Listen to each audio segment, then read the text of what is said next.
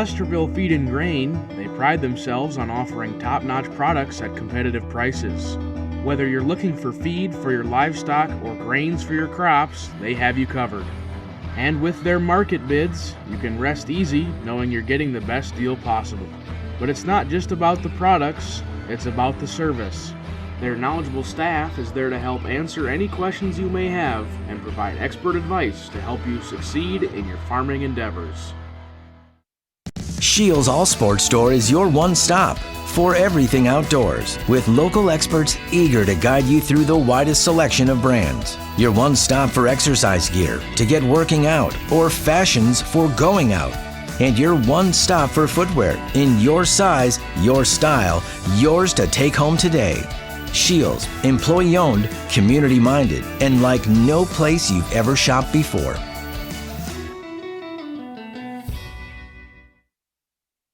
Dr. Kelly Tobin and staff at Rolling Hills Veterinary Clinic are proud supporters of high school athletics. When it comes to large and small animal health, look to Rolling Hills Veterinary Clinic. They understand how important your livestock is to you and will give you service that you can depend on. Call 539-1040. That's 539-1040. Rolling Hills is located on Dakota Avenue, across from Farm Bureau in Wessington Springs. Rolling Hills Veterinary Clinic. Being a part of a community means sharing the history and future of the people all around you. For 115 years, First Fidelity Bank has been doing just that, helping you get the most out of life by providing the services and tools you need, the conveniences and technology you want, and the friendly faces you expect. So you get everything you need right here in the place you call home, now and for many years to come. First Fidelity Bank. The heart of farming season is coming up, and Caton International is your HIH dealer in Crofton, Nebraska. Caton International offers top-notch parts and service to keep your equipment running smoothly all season long. Their team of experts is there to help with any maintenance or repairs you may need, so you can focus on what you do best, farming. And don't forget to check out their website for the latest deals and promotions. Whether you're in the market for a new piece of equipment or just need some replacement parts, Caton International has you covered. We travel in packs. Fearless first-timers and go-getters. Sightseers and mudslingers. Trail conquerors and adrenaline junkies. We believe great rides deserve great company. And wherever the ride takes us, there's always room for one more. Experience the enduring legacy of Castlewood Farms Elevator, a farmer-owned cooperative that has served the ag community for more than a century. Dedicated to enhancing efficiency and offering superior services, they provide a comprehensive range of crop nutrition, protection products, commercial fertilizer, and livestock feed. Visit CastlewoodElevator.com or give them a call today. Your ultimate destination for agriculture needs is Castlewood Farmers Elevator. Discover a piece of Americana at Cohn's Corner, a renowned 1920s rural gas station turned firearm haven in the upper Midwest. Since 2004, their updated store has preserved nostalgia with gas pumps and snacks for travelers alongside a selection of 2,500 firearms. Purchase in-store or through Charlie for global delivery. They buy single guns, entire collections, and offer trades. Whether you're a collector or looking to sell, they've got you covered. Cohn's Corner, proud sponsor of Castlewood Youth Athletics and Events. At Heartland State Bank, our customers are at the center of everything we do. Heartland State Bank is a family-owned community bank and here for you. We have an experienced lending staff for fast, local decisions. Heartland State Bank offers competitive rates and is proud to provide uptown services with a hometown touch. With 4 locations in Redfield, Tulare, Wessington, and Highmore, we aspire to support the communities we live and work in. Heartland State Bank, member FDIC. It may seem like the smallest town in South Dakota, so how could it have everything you need when you may find yourself in the middle of nowhere? But at Canova Service Center, whatever you may need in the middle of nowhere, that's where they are. Fencing, lumberyard, hardware, oil changes, tire sales, and repair. Rental equipment, feed bunks, cattle shelters, convenience store, and more. So no, you're not in the middle of nowhere. It's the Canova Service Center. We're your local one-stop shop. This is Angela, owner and operator of Amcoda Farm and Home Center. From the DIYers, fixer-uppers, to contractors, we have what you need to get the job done. Building supplies, Valspar paint, and tools, Crystal X tubs, fencing supplies, and bog boots for your farm needs. We know how busy life can get. We offer delivery to make your life easier. Amcoda Farm and Home Center on Dakota Avenue in Wessington Springs. Big city value. If you love being outside, solving problems, and working with your hands, apply now at James Valley Landscape Solutions. James Valley offers on-the-job training in all aspects of the green industry, with modern equipment and technology and competitive pay. Benefits include overtime pay, healthcare, dental, vision, and more. Apply now at jamesvalleylandscape.com or in person at 600 West Spruce in Mitchell. Mount Vernon Farmers Elevator is a proud supporter of the Mount Vernon Mustangs at the State Amateur Baseball Tournament. Mount Vernon Farmers Elevator has been servicing the Mount Vernon area for over 75 years. See them for your agronomy and feed needs no matter the farming season. They will take care of all your grain handling needs as well. Mount Vernon Farmers Elevator would like to wish the Mustangs and all the teams best of luck at the state tournament. Lucky for us, life is full of choices, big and small. They define us, make us who we are. And when it comes time for you to choose a car, home, your next big adventure, or start a new business, Farmers Union Insurance has the variety of coverage options to protect each perfect moment. Farmers Union Insurance. Contact your local Farmers Union Insurance agent today. Each family's needs are different and special. Will Funeral Chapel will listen with sensitivity, answer all questions, and respect your choices. The Will Funeral Chapel staff can assist you in planning and coordinating all the details. They will explain all the different options to make you feel at ease and most comfortable with all the decisions. Find out more by visiting their website at willfuneralchapel.com. Their sincerest hope is that you and your family will be comforted by their efforts. Are you in need of high-quality lumber for your next project? Looking for top-notch agronomy services to keep your crops thriving? Need a reliable source of propane and fuel for your home or business? Look no further than Tabor Lumber Co-op. Whether you're a seasoned contractor or a DIY enthusiast, Tabor Lumber Co-op has everything you need to get the job done right. And with their competitive prices and top-notch customer service, you'll be glad you chose Tabor Lumber Co-op for all your lumber, propane, and agronomy services. Do you have a pest problem? Got bats, ants, termites? Family owned and operated, Olson's Pest Technicians have had over 50 years experience taking care of pest problems in places across South Dakota, Nebraska, and Iowa. Utilizing brilliant methods such as Centricon bait stations for termites and Vicane treatment for bed bugs, there's no pest too tough for Olson's Pest Technicians. If you have pest problems, call 800-KILL-BUGS. The right nutrition, animal health, and record management is key to having a profitable cattle program. That's why you want to work with the people at Farmco, who will take the time to learn your operation and help you grow your business. We are your full-service agriculture provider of feed, seed, animal health, farm, and ranching equipment built on terrific service. Get to know Farmco locally owned and serving you in Chamberlain, Platte, Winter, and east of Kimball at the Paragon. Visit us online at farmcosd.com. Farmco, feeding your future. Agronomy Plus in Mitchell, Rock Creek and Howard, and Valley Station in Armour are your 100% locally owned team of agronomy experts. We offer Agronomy 365, which provides info in real time to make decisions that result in better, more profitable farming. We know you and your operation with service beyond compare. Get a jump on spring planning with Agronomy Plus in Mitchell, Rock Creek and Howard, and Valley Station in Armour. We are ag done right, the American way. Bank West is rooted in South Dakota. Committed to local success. Just like you. We're all connected. In South Dakota for South Dakota. Convenient, connected, committed. BankWest. C&B is proud to support our local farmers. Rooted in agriculture, we are committed to our customers. You can shop local with C&B, your John Deere dealer, providing you with new and used equipment, parts on hand, and service all year round.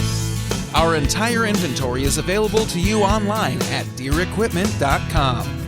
C&B, proud to be your local John Deere dealer. Live Ticket TV continues to grow and bring you more sports coverage than ever before. And now, Live Ticket TV is happy to announce their partnership into college athletics with Dakota Wesleyan University. That's right, Tiger Nation. Live Ticket TV and DWU have teamed up to bring you coverage of all home sporting activities for the Tigers. If you'd like to advertise during these sporting events, give Live Ticket TV a call. Dakota Wesleyan University Sports, now on Live Ticket TV.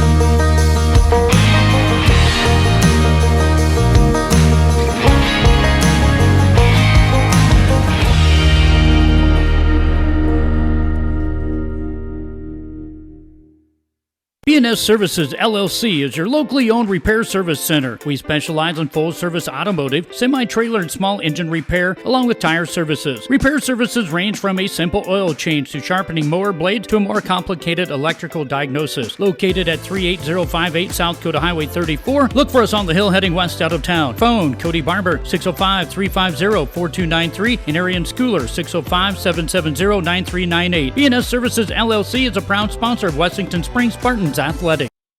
Dimmick Cheese has been making handmade artisan cheese for over 90 years and has over 25 flavors of cheese. Stop by the store for sampling of all the cheeses. The store also offers several South Dakota-made products. And at the store, find Remedy Brewing on tap. Dimmick Cheese offers gift boxes and fundraisers are available. To find out more, go to the website, dimmickdairy.com, or call 605-928-3833. And don't forget to check your local grocery store for their premium cheeses and cheese spreads. Dimmick Cheese. You are a dynamite contractor. Your younger brother Gary is a slightly less dynamite contractor. But together, you make Mom proud. Look at you two. And look at your crew. Brenda, the calculator Cutler, Bill, the drill Robinson, and then there's the new guy. New guy struggles with stairs, and that'll cost you. Lucky for you, you have IMT Business Insurance. Learn more at imtins.com. Be worry-free with IMT. Advanced Sunflower is your locally owned and operated sunflower processing company that buys all types of sunflowers for the edible and bird food industries. They market sunflowers domestically and internationally, so they have a wide range of options to get you the best price for your sunflowers.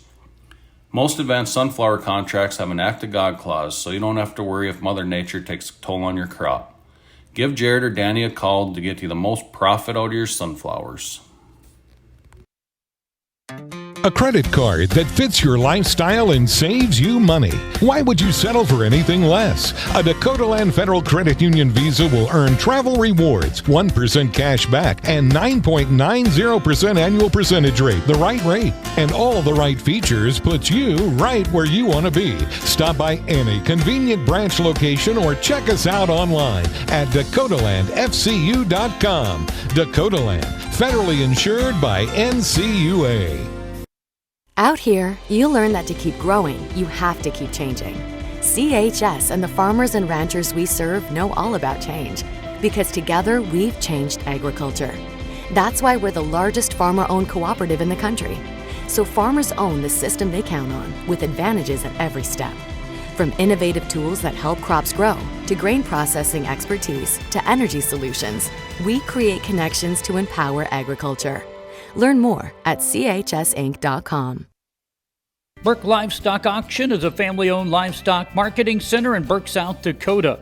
We are located in south central part of the state.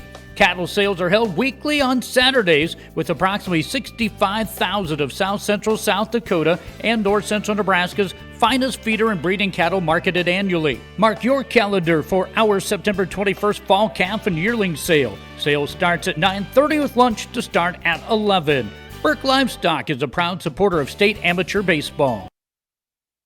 When it comes to sports bars, the Sports Center in Larchwood, Iowa has put themselves above the rest. They open bright and early, 7 a.m. on weekdays and 10 a.m. on weekends, so you can start your day off right with them. And speaking of starting your day off right, they have daily food specials that will have your taste buds jumping for joy. The best flatbread pizza in the area, top-notch burgers, and don't worry, they have the best salads as well. The Sports Center in Larchwood. If you haven't tried it yet, put it down as your next destination.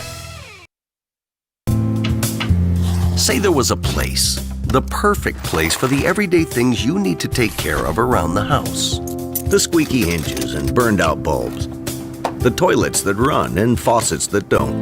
That perfect place wouldn't be a warehouse. It'd be just the right size. It would be an Ace. Around the block, what you need in stock, with people who know their stuff.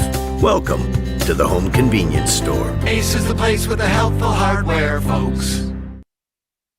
What started out to be a small community celebration has grown into an attraction that draws literally thousands of people each year. Mark your calendars for June 19th, 20th, and 21st, 2025 for the 75th Annual Tabor Check Days in Tabor, South Dakota. Check food, check music, and check hospitality await you in Tabor. Check Days is sponsored by the Tabor Chamber of Commerce and proudly supports the Tabor Bluebirds and Bonhomme High School athletics. Sun Gold Sports is proud to call Mitchell and Huron home. With over 50 years of experience, we are here for all of your printing needs. Whether it's for your business, school, or personal, we are your one-stop custom shop. Screen printing, embroidery, vinyl, banners, trophies, awards, and so much more. Give Steph a call at 605-770-6829. Sun Gold Sports of Huron and Mitchell. We print t-shirts. Say there was a place, the perfect place for the everyday things you need to take care of around the house. The squeaky hinges and burned out bulbs. The toilets that run and faucets that don't. That perfect place wouldn't be a warehouse. It'd be just the right size. It would be an Ace. Around the block, what you need in stock, with people who know their stuff. Welcome to the Home Convenience Store. Ace is the place with the helpful hardware, folks. Prairie Valley Farm. Hello and welcome back here to beautiful Cadwell Park in Mitchell, South Dakota. Take a look out in center field, and we got our flag at half staff today for a man whose remains were found at Corporal Bartlett, and they were returned back, celebrating that, his return home. But we're going to have tonight for you a matchup, Mount Vernon Mustangs versus the Salem Cubs. Mount Vernon will be the home team on the scoreboard. We're going to set up your defense for you. In left field, number 12, Walker Hultgren. In center field, number 5, Spencer Negebauer. In right field, number 16, Cameron Deinert. At the hot corner, number 2, Chase Hetland. At shortstop, number 14, Bradley Dean.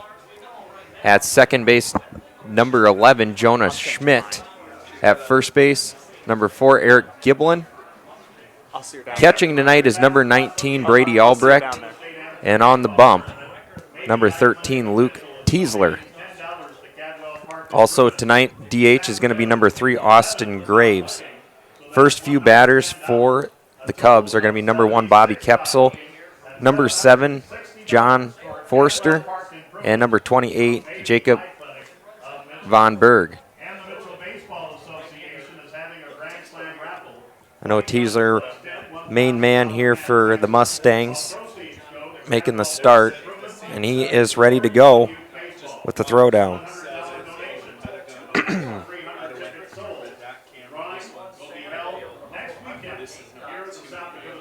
Also forgot to mention it too.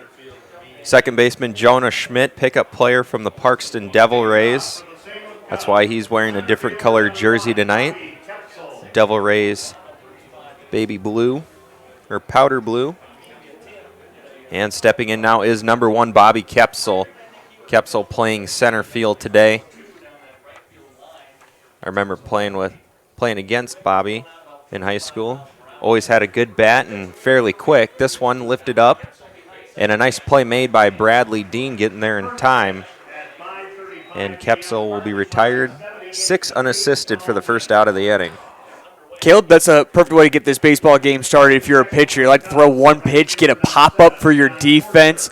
It's always that first out as a pitcher that gets you comfortable, but also when it's a routine pop-up, maybe a little bit on the run there for the shortstop, but if you can get comfortable in this game right away, it really helps the defense move things along.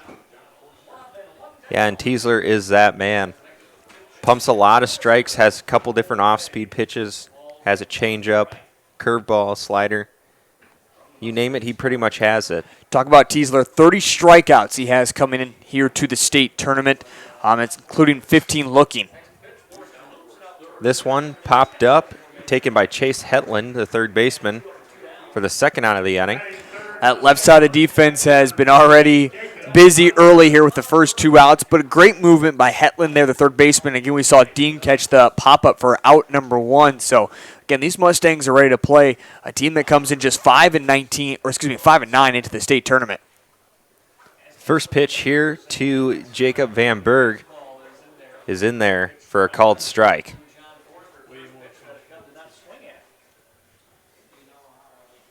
Teasler from the windup. The 0-1 outside and low. Evens it up here at 1-1.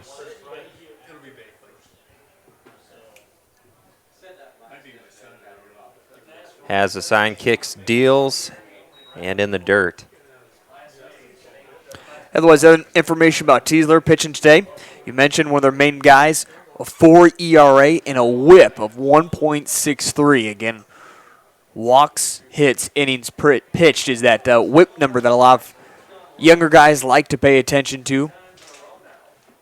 Averaging just over 1 an inning.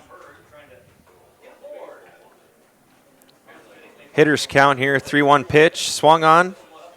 Chopper over to Hetland at third. The throw, not in time, and it's going to get away from Giblin. Albrecht does a nice job backing him up over there, so that's going to prevent the extra base. That's what you like to see, your catcher running down that line, and Albrecht giving nice chase to that ball. He got halfway down the line, but able to prevent the runner from moving up. Yeah, Caleb, you mentioned great job there by the catcher to make sure that happened because, as you said, it bounces way by. It was just a low throw from Hetland, who had to come up on the run to get it from the natural grass here at Cadwell Park and slung it over, trying to make the play happen to get the third out. Not able to do so, and Salem with a little life here in the top of the first inning.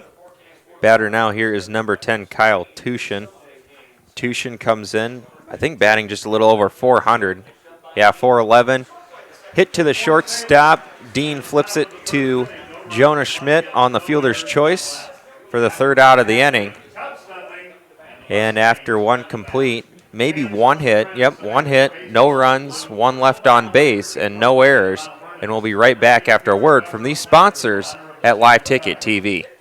Play is located in Platte. Since 1980, David has worked with his father, family, and hired men to provide bulls with the best health, management, selection, and genetics to produce a quality product to meet the customer's needs. Mark your calendar for their annual bull sale on the second Saturday of April. Check out their website at pvfcharolais.com or give David Mason a call for more information. Prairie Valley Farm Charolais is a proud supporter of all Black Panther school activities. Remember, U.S. beef, it's what's for dinner.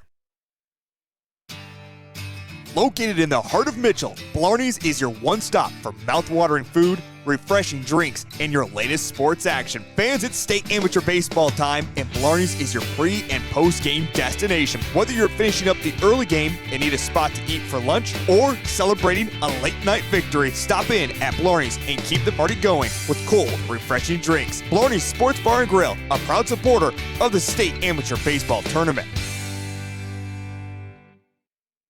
From your innovative attachment solutions provider for over 40 years, MDS Manufacturing.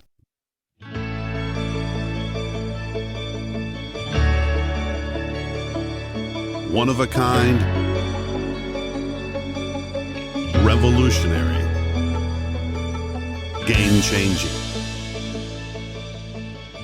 MDS doesn't make the loader. MDS makes the loader better. As the weather. Hello and welcome back here to the bottom of the first inning.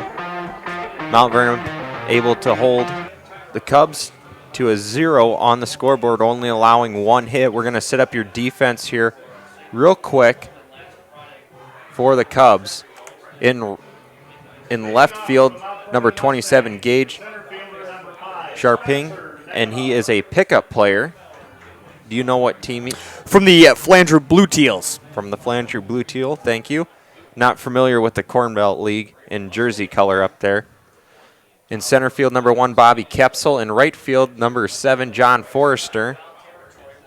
First pitch by Spencer Negebauer, swung on and fouled off right side.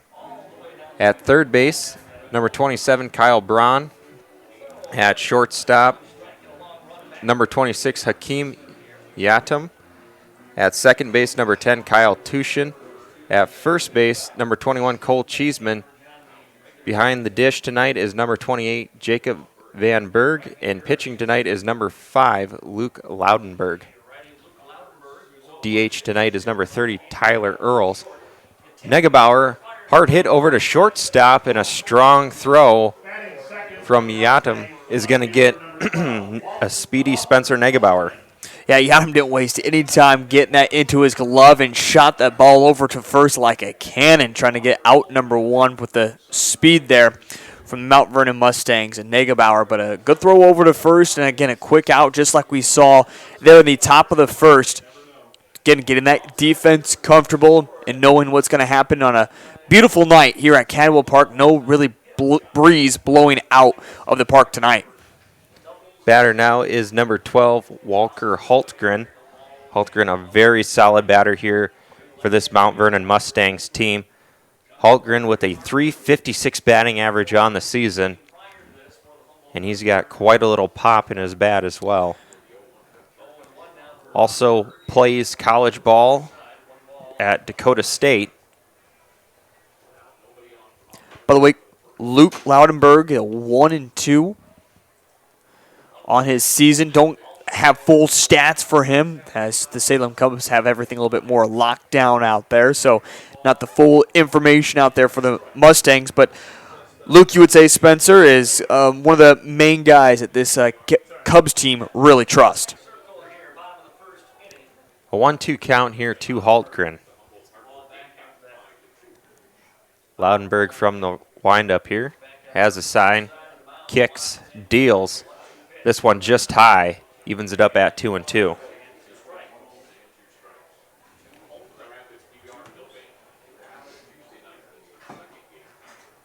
Loudenberg takes his time out there in between pitches just to collect himself. Off speed, swung on, popped up into left field, giving chase, and it's going to be over his head, and Hultgren hustling to second base. And he's going to have himself a double. We'll see what our scoreboard says. Yep, double for Walker Hultgren. 27th hit for him of the season. He does lead the team with hits. It's also his 7th double. He does have 18 singles, a triple in there, and a home run for the team. Does not lead that category, but a nice double here with 1 out for the Mount Vernon Mustangs. Now with the runner in scoring position, we know one thing about the Mustangs. Maybe don't have a lot of pop off the bats, but they're very consistent. The goal now is to see if Hultgren can't move around, maybe even watch for him to take a steal if he gets the opportunity over there at second. Batter here is number 2, Chase Hetland, third baseman. Takes a first pitch ball, and Hetland, another dangerous hitter here for this Mustangs team. Hetland, a .347 batting average. He's also got a little power behind his swing as well. Takes a called strike on the outside corner, evens it up at 1-1. I like what we also see from Luke Loudenberg to make sure Hultgren won't move. First time he looked just once. The second time he looked back there twice, indicating to Walker, don't try anything too fancy. I am paying attention to you. Yeah, it's definitely good when your pitcher's mixing up his cadences as well. This one lifted out into right field. The sun playing a factor.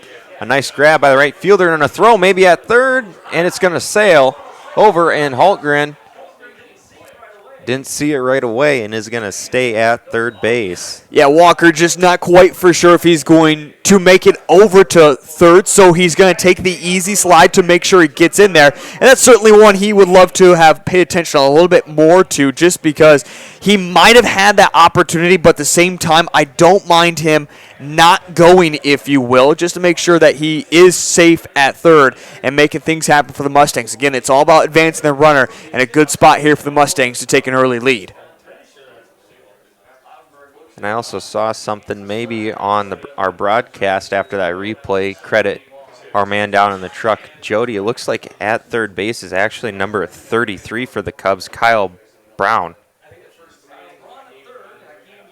For Kyle Brown, yeah. We have his number wrote down as 27, and it's 33. A hit up the middle now by Bradley Dean, and that's going to be an RBI single for Dean, and it's going to score a run.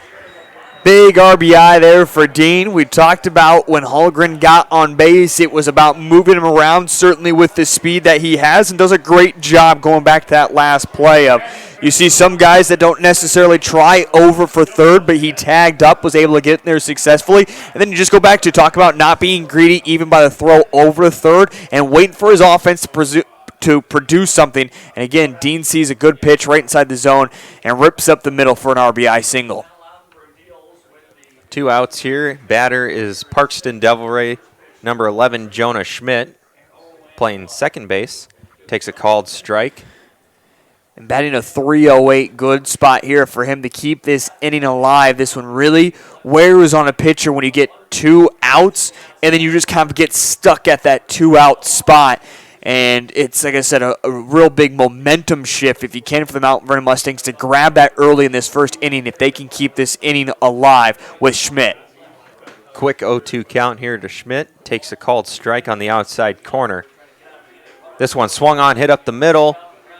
Yadam making the play. The throw is in time. Not in time, sorry. And he is safe at first base. So that'll go down as an infield single here for Jonah Schmidt. Excellent hustle there by Schmidt. You know, Yadam playing deep just before the grass at shortstop. Had to make quite the run in. That's a tough play to make. And give a lot of credit there as well to Dean as he was going as soon as that ball was hit to make sure he was able to get into second, avoid the fielder's choice there for out number 3. So again, we talk about 2 outs here in the bottom of the first, and it just keeps Luke Loudenberg out there even longer. And again, grabbing momentum early here are the Mount Vernon Mustangs, leading it 1-0. Batter here now is number 4, first baseman Eric Giblin.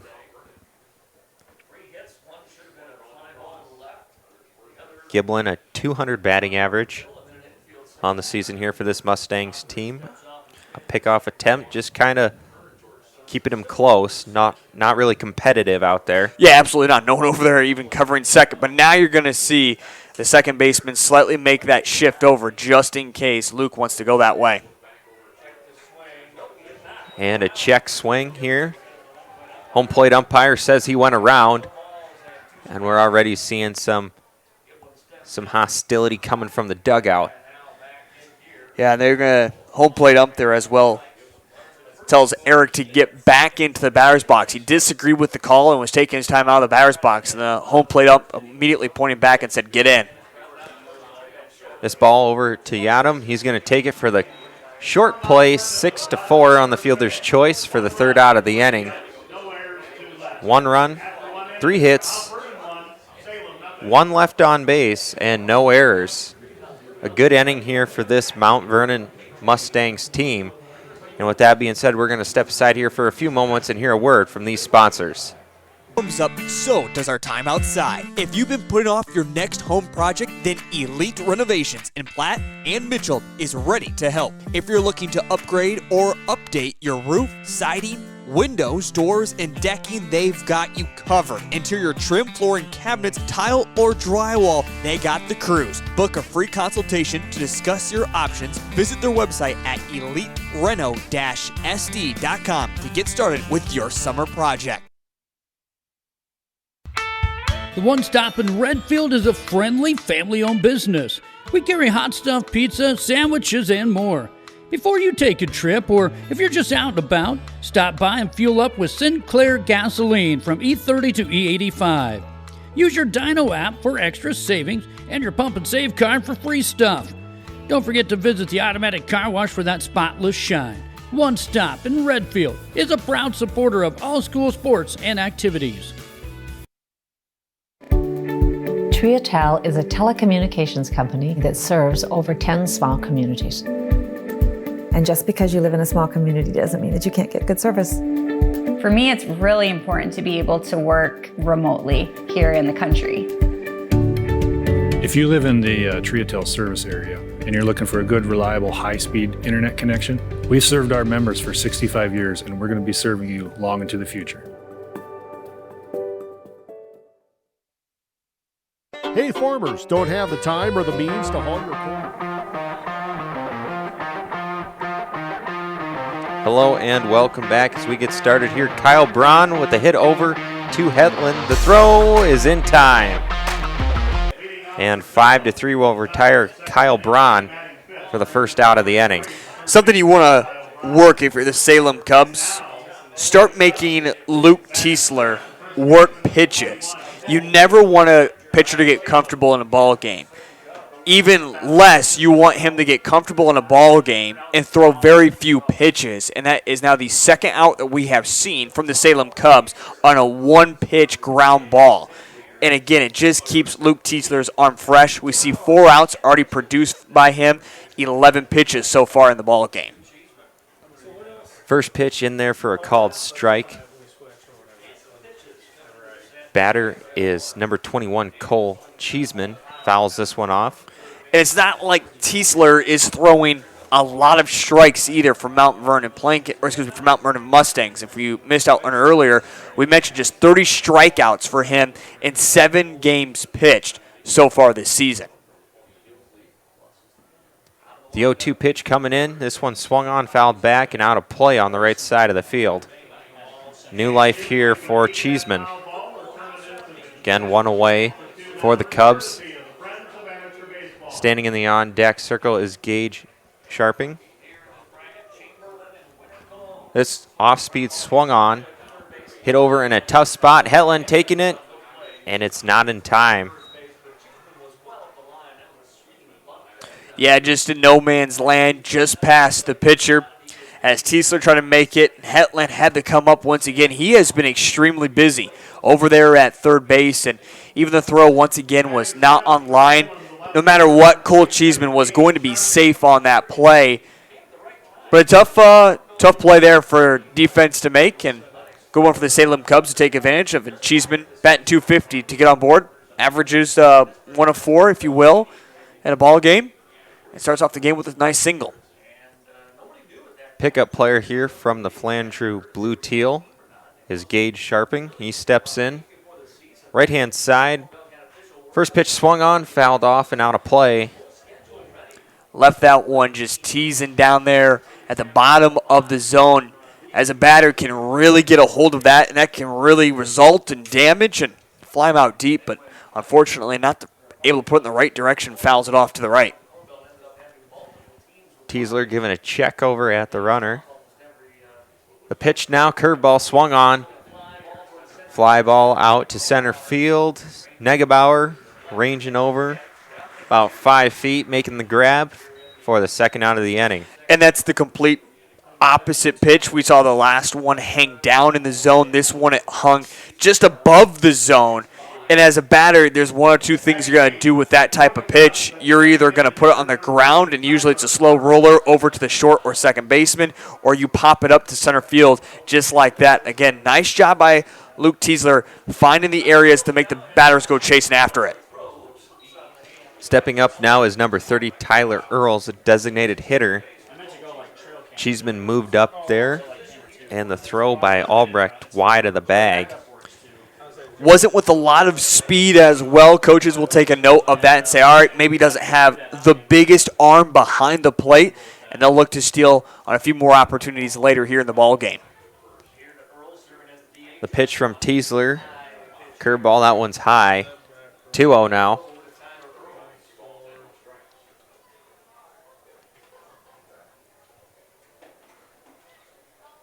Schmidt now kind of ranging over. That one way behind. 2-1, that one fouled back. Caleb's seen a lot of fans here at Cadwell Park taking advantage of the new awning that has been put in. Of course, right in front of us, you can find some shade, and it looks like plenty of fans have filed in, but also just a packed crowd. I know a big game coming up later on, and don't have to make a far drive for either of these two teams. Nope. Swing and a miss. Count evens up here at 2-2. And deuces are wild. 2 balls, 2 strikes, 2 outs. Top of the second. Throw that in there as well. This one lined out into right field, and it's going to be down for a base hit. Cheeseman, rounding third base, is going to score. And Tyler Earls with an RBI single. And we're knotted up here at 1 apiece. Yeah, that was a great play there by Earls. Just get it into the outfield for a base single, and no matter what, if he was able to do that, you knew we were going to see Cole Cheeseman score from second base with the speed he has. And a great performance here by the Salem Cubs in the top of the second to bounce right back after surrendering a run and 3 hits in the bottom of the first. Batter now is number 26, Hakeem Yadam, the shortstop here for the Cubs. Takes a first pitch ball. And you like to see that from Tyler Earls going back there as well. That's why he gets the DH spot. You want him to produce. Now, he's a little low in the lineup, if you will. I don't like to see DHs that low at the number 8 spot. But, again, comes in a big moment and produces nice with an RBI. Love to see that from your DH at the first at-bat. Hard hit line drive foul for Yadam. Another thing, this is second. You could consider him a second leadoff, taking a look at his batting average, batting .459 on the season.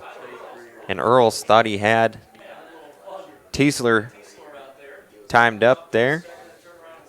Yeah, not for sure the exact stats on Tyler Earls, but I have a feeling that he hasn't stolen a whole lot this season. Hard hit line drive out into right field, down for a base hit. That'll be a single for Yadam. You talk about Yadam and being kind of that new guy in the lineup or kind of resetting everything. You'll love him at that 9 spot when he's able to get aboard. And something the Salem Cubs must have put something together is Tyler Earls and Yadam. They both produce nicely at the 8-9 spot, and now you rotate back to the top 3 where usually you see some of your best batters. And the Salem Cubs here cooking with 2 outs can really make Teasler throw some more pitches and getting a little bit more offense, already scoring a run in the top of the second. Batter is Bobby Kepsel, number 1, playing center field today. 1-0 to him. 2 away, 2 runners on. 1-0 pitch swung on, hit over on the left side of the field. And Hetland makes a nice play at third base. He'll be 5 unassisted for the last out of the inning. With that being said, I think we're going to step aside here for a few seconds. We'll be right back after a word from these sponsors. To market, contact Derek or Phil at New Gen Energy. They are receiving corn 6 days a week, and every Saturday from 8 a.m. to 3 p.m. is Farmers Only Haul Day. Located in Marion, South Dakota, New Gen Energy also sells distillers and corn oil. Call 605-648-2100 for all your corn needs, and check out their website at newgenmarion.com. That's NUGEN Marion.com. A better you starts closer to home, with people who understand your way of life and belong to your community. Primary care providers at Horizon Health know you and know how to help you stay well. We're here to keep you healthy and care for you through every stage of life, so you can keep doing what you love and make every day a better one. Schedule an appointment at horizonhealthcare.org.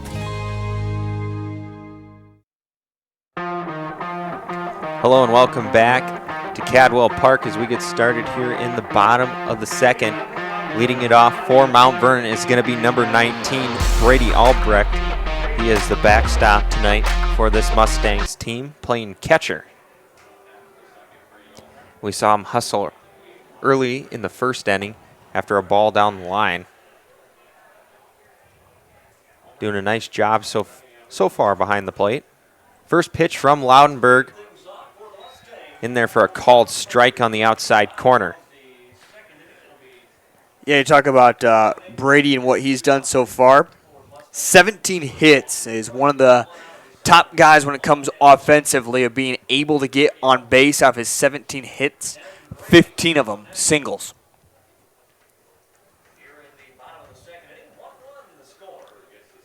One offering is going to be outside. 2-0 now. Caleb, also, we've seen a lot of great games here at Cadwell Park in the first round. I don't know if this will be a record so far, but I think this might be the longest game that we've gone through an inning and a half without seeing a pitcher throw a strikeout so far. I think you might be right on that. Yeah, there's been some really good games today. Some earlier games today, both of them very close. The Del Rapids Elkton game, that was a 5-3 game. And the last game here between Millbank and Humboldt-Hartford was a 5-2. Del Rapids PBR won 5-3, and Millbank won 5-2.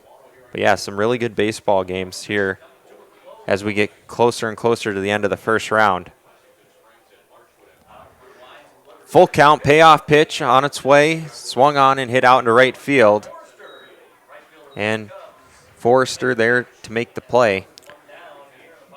Distance of 300. He needed another 74 on that. Always here at this ballpark, and a lot of other guys sit around here that at some parks, the way they hit them over the corners, be out, and a lot of amateur parks, but 340. I mean, even you think of MLB parks, went over to right at Yankee Stadium is 314. I mean, you really have to hit it a long ways and even up in the air as well if you want to get one outside of Cadwell Park. Batter here is number 16, Cameron Deinert. The 0-1 pitch is outside, evens it up. 1-1 count now.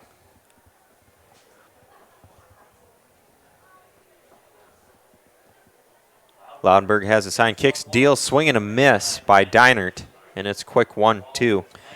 Be a little lucky there that swung happened as well, as Jacob for the Cubs did drop the ball. Sometimes umps will see that and give it a ball instead of a strike, even if it was in the zone. And that one high and inside. Deinert trying to make his case that it hit him. You got to take it. If you want to make a case, don't look back and say that hit me. That's an easy one. Just stay in the box and wear it if you want to get the free base. Can't move away.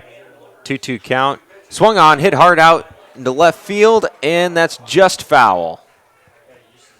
Easy double if that one lands in fair territory, but as mentioned, just kept on drifting there. But going back into it, I understand why you wouldn't want to wear either right there up in the funny bone area, as they call it, which is not so funny, and taking one to the lower tricep is never feels good as a batter.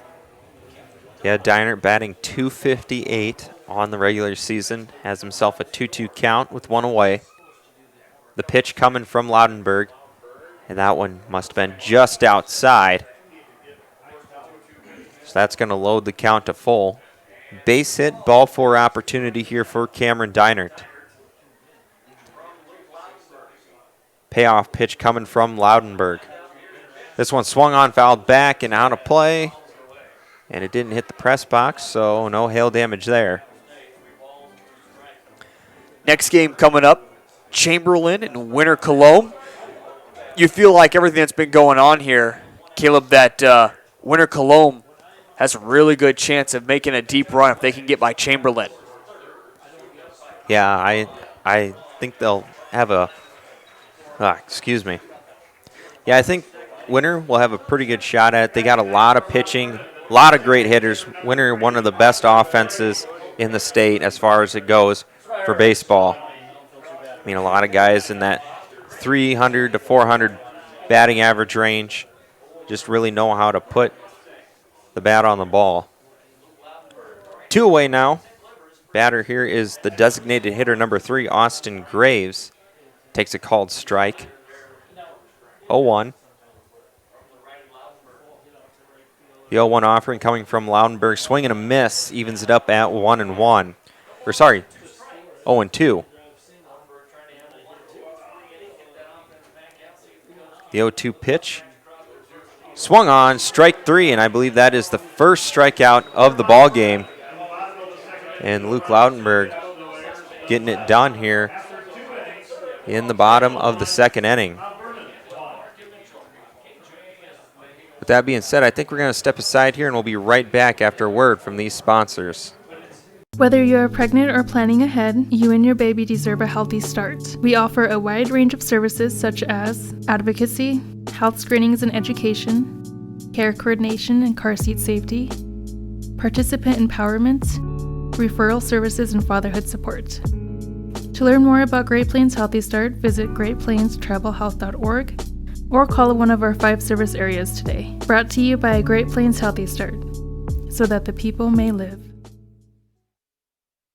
It might be time for you to strongly consider leasing bulls from Jorgensen Land and Cattle. Here's Cody. Well, it's a really good option to acquire some excellent genetics for an affordable price. It's become really popular. When you first hear about lease bulls, sometimes it may frighten a person. So this is a different ballgame. You know, there's a genetic program behind these bulls. These are bulls that have a genetic program and really are designed genetically to very nice calves. Call 1-800-548-BULL.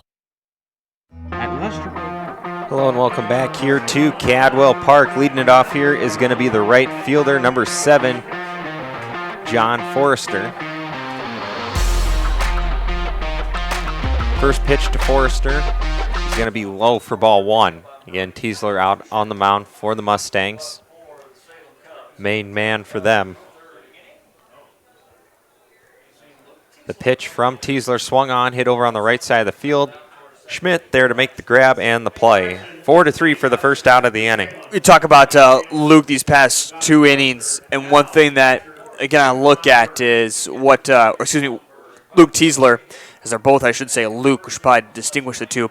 But for Teasler, he has gotten outs, no strikeouts so far, but they've been a lot of routine ground balls for his defense that they're easily able to get over to first. You really have to like that from Luke Teasler and how he's been able to produce through these first 2 1/3 innings of just getting routine ground balls. And they're not routine ground balls. A lot of the other outs have been through the fly ball. So great performance that he's putting together so far. And again, what we look at here is his pitch count. This pitch coming in is at 29. And we're through now, look, 2 2/3 inning. He's throwing 29 pitches. Impressive for him so far. Catcher number 28, Jacob Van Berg, flew out on a pop-up to the catcher. And batter now is number 10, Kyle Tushin. Tushin with one of the hits in this ballgame, if I remember correctly. First pitch to Tushin is just off the plate inside for ball 1. Tushin is 0 for 1 here in the ballgame. This one swung on, and now he is 1 for 2 in the ballgame with the liner into right center field. For the Cubs, the third baseman, Kyle Brown. Stepping in now is number 33, Kyle Brown.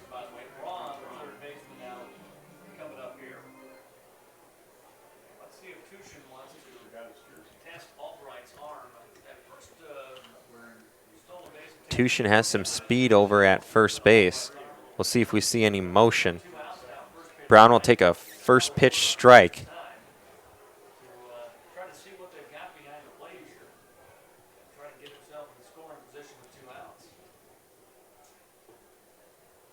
Saw Teasler digging the glove a little bit, maybe an off speed. There it is. Curveball, strike 2. Yeah, 0-2. Some talk up here of the jersey, as we were handed that Brown should be wearing 27, which is kind of interesting, Caleb, because here on our sheet, the program, he is number 33. the number that he's currently wearing. So I have a feeling that at one point he was wearing 27 when they put the lineup together, and maybe someone brought in his actual jersey and he switched back to his original 33 for tonight. 1-2 count here to Brown. And this one low, evens it up here at 2-2. 2 balls, 2 strikes, 2 outs. Kyle Brown the batter. Kyle Tushin on first base. 2-2 pitch, jammed him inside, and this one fouled back and out of play. Teasler does a nice job painting around the zone. And he's 1 out away from getting his team back on the sticks. Even 1 strike away.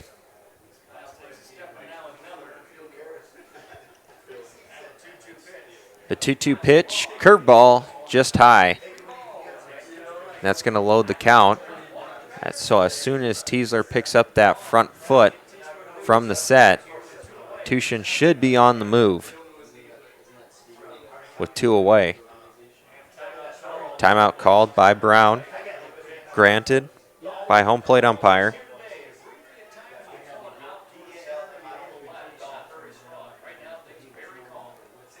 The 3-2 pitch, Tushin takes off, this one fouled back.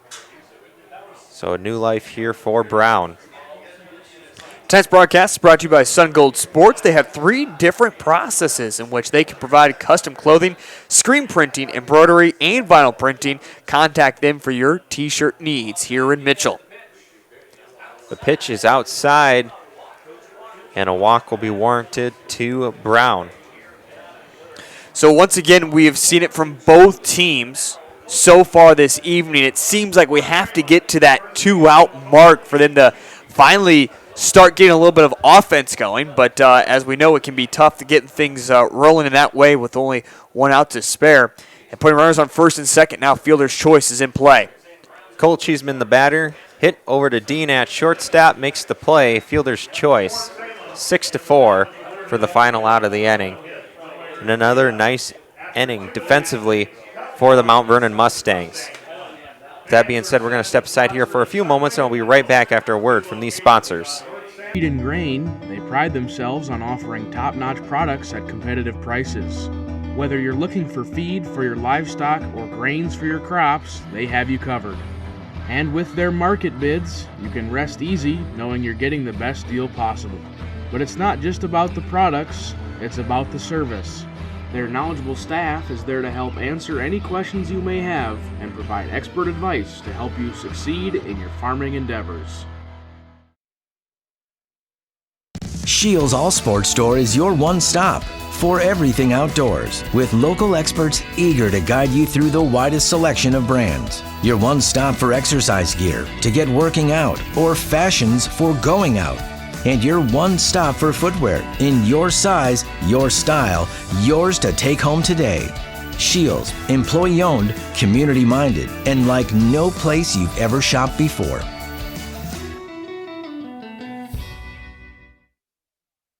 Dr. Kelly Tobin and staff at Rolling Hills Veterinary Clinic are proud supporters of high school athletics. When it comes to large and small animal health, look to Rolling Hills Veterinary Clinic. They understand how important your livestock is to you and will give you service that you can depend on.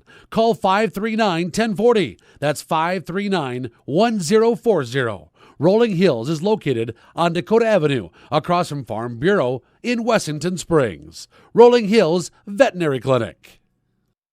Hello and welcome back as the lineup turns over here to the leadoff man, number 5, Spencer Negebauer. Negebauer 0 for 1. He had a hard ground ball hit to Yadam at shortstop, nearly made it, and this one a line drive over Yadam's head. And Negebauer with a base hit, and he's going to try for 2 and bobbled. That's going to be credited as a single and then advancement on a fielding error. Yeah, now we have Gage Sharping, who looked like he was coming up with a little bit of a limp out there as he tried to field the ball. And he is not walking correctly here. I don't know if everyone has noticed it or not, he continues to reach down to his ankle, indicating that he is not okay. And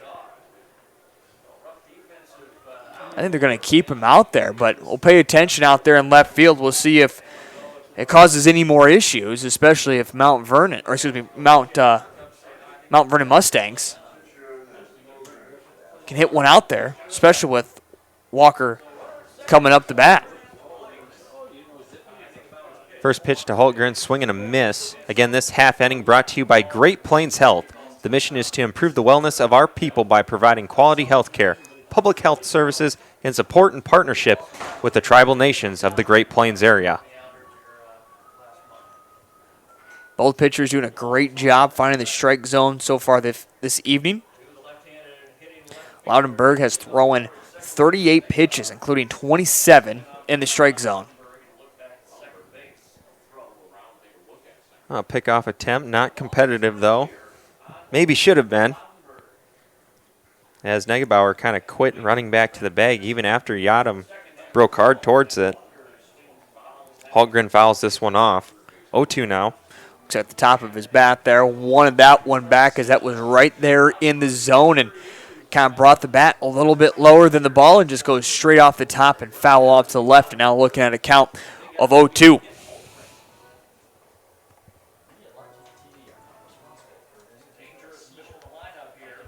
Again, no outs here after a single and a fielding error, getting Spencer Negebauer to second base. Loudenberg comes set, checks on the runner, deals. This one hit hard to the first baseman, and Cheeseman will take it for the first out of the inning. Walker clapping his hands as he ran down the first base line. He knew he was going to be out, but he's happy with himself. I can check it here out in the instant replay. Starts clapping his hands together because he moved the runner over to third. You put Spencer in a really easy scoring position with Chase Hetland stepping up to bat. Good opportunity for Mount Vernon Mustangs to take back their lead in the bottom of the third. And we're just taking a peek here at how the defense is setting up. Cheeseman first was on the grass, and now he's backing up to about midway in the infield. The middle is playing back, and the third baseman is also playing fairly far back, respecting Hetland's power. This one fouled off. Count is 1-1. Hetland is 0 for 1 here in the ball game, but last time up he did hit a ground ball that was able to advance. Going back to Walker, able to move over to third base. The 1-1 offering swung on, fouled back into the net, and it's 1-2. Batter in the on-deck circle is number 14, Bradley Dean. Hetland, by the way, 11 RBIs for the Mustangs this season, including 1 home run as well. The 1-2 pitch swung on and fouled back out of play. Loudenberg jammed him there. Yep, I was just going to say that the way he swung that bat had to kind of bring it back inside. Usually an indication that would have been a ball, but sometimes as a batter, knowing that you're trailing 1-2 in the count, you want to try to make something happen, especially with the runner over there on third. That batter wants to make something happen here and put one in play. 1-2 offering is just outside, evens it up here at 2-2. Good spot there for Loudenberg, but an even better job by Hetland not to chase after that one. Loudenberg knew where he wanted to put it, and that's an easy one for a batter to go chase out of the zone, and Hetland heads up play there not to go after it. 2-2 offering swung on, fouled back and out of play. This time hangs in the bottom third of the zone. Love to put that one in play. Another missed opportunity for Hetland, but continues this at bat. Loudenberg now up to 46 pitches here. The 2-2 pitch coming from Loudenberg. This one swung on, hit out into center field. On the run is Kepsol, dives for it, and it's in and out of his glove. And Spencer Negebauer will come in to score from third base. No matter what, great hit there by Hetland, and it's an even better start to it, if you will, when you're able to get aboard. Great play there by Kepsel. Thought he was going to make the snow cone catch, but just comes out of his glove and gets in for a hit. And with only one out, Mount Vernon certainly getting the offense going again, and this is right in that same area that we saw when they were able to score in the bottom of the first. It's the middle of their order that's getting things done offensively. And you got to respect Bobby Kepsel out there in center field, because that was straight away left center field. I mean, you couldn't have had a better gap shot. This one by Brad Dean is going to get down for a base hit, and Dean now 2 for 2 on the day with 2 singles. The way we look at it from straight center, if you will, we have that perfect view, Caleb, out to dead center for a 20. We see it, but Kepsel is shading a little bit more off to the left side, if you will. It seems like maybe those last 2 hits, the last one was a little shallow, but if you're more over into that center territory, you might be able to catch up to it easier and get it out. I wonder why he's shading a little bit more to his left than playing, if you will, dead center. The reason why is these batters here, the last 2 batters here, Dean and Schmidt, are known to be pull hitters and really pulling over. Doesn't matter really what pitch it is. They naturally pull the ball over to the left side of the field. And that one, Dean just hit perfectly up the middle. A little bit of tail on it, too, helped him out. This one sent into opposite field. And a nice catch there by Forrester. I thought that was a really great catch by Forrester, because the way that one came off the bat, it was so quick. And again, Forrester a little bit more off to his left side the way that ball came. But again, it went up and down extremely quick. And the way he was positioned, he took a cutting angle in at it instead of just running in a straight line off to his right side. And again, almost got him in trouble and had to kind of make that catch off balance, but able to do so and then quickly throw the relay pitch back in to make sure the runners weren't able to advance. Yeah, and I think batters are starting to notice that massive field of green out there in right center field as they're trying to just wait on that pitch a little more and send it out into the right side. Definitely helped their case as far as advancing runners. Negebauer on second base. Or sorry, no, that's Hetland on second base. Negebauer scored earlier this inning. Hard hit ball hit by Giblin out into left center field. Kepsel gives chase, and he's camped under it, and he'll make the grab for the 3rd out of the inning. And that's why you're shaded over there. With that being said, we're going to step aside here for a few moments, and we'll be right back after a word from these sponsors on Live Ticket TV.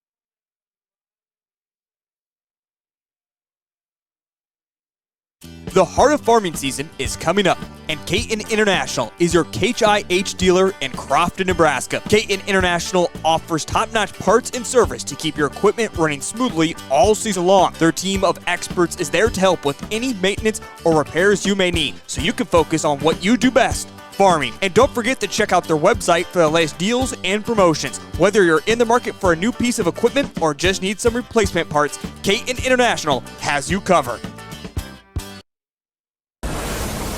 We travel in packs. Fearless first-timers and go-getters. Sightseers and mudslingers. Trail conquerors and adrenaline junkies. We believe great rides deserve great company. And wherever the ride takes us, there's always room for one more. Hello and welcome back here to the top of the 4th inning. Stepping in now is the pickup player from the Flandreau Blue Teal. That is Sharping. Gage Sharping.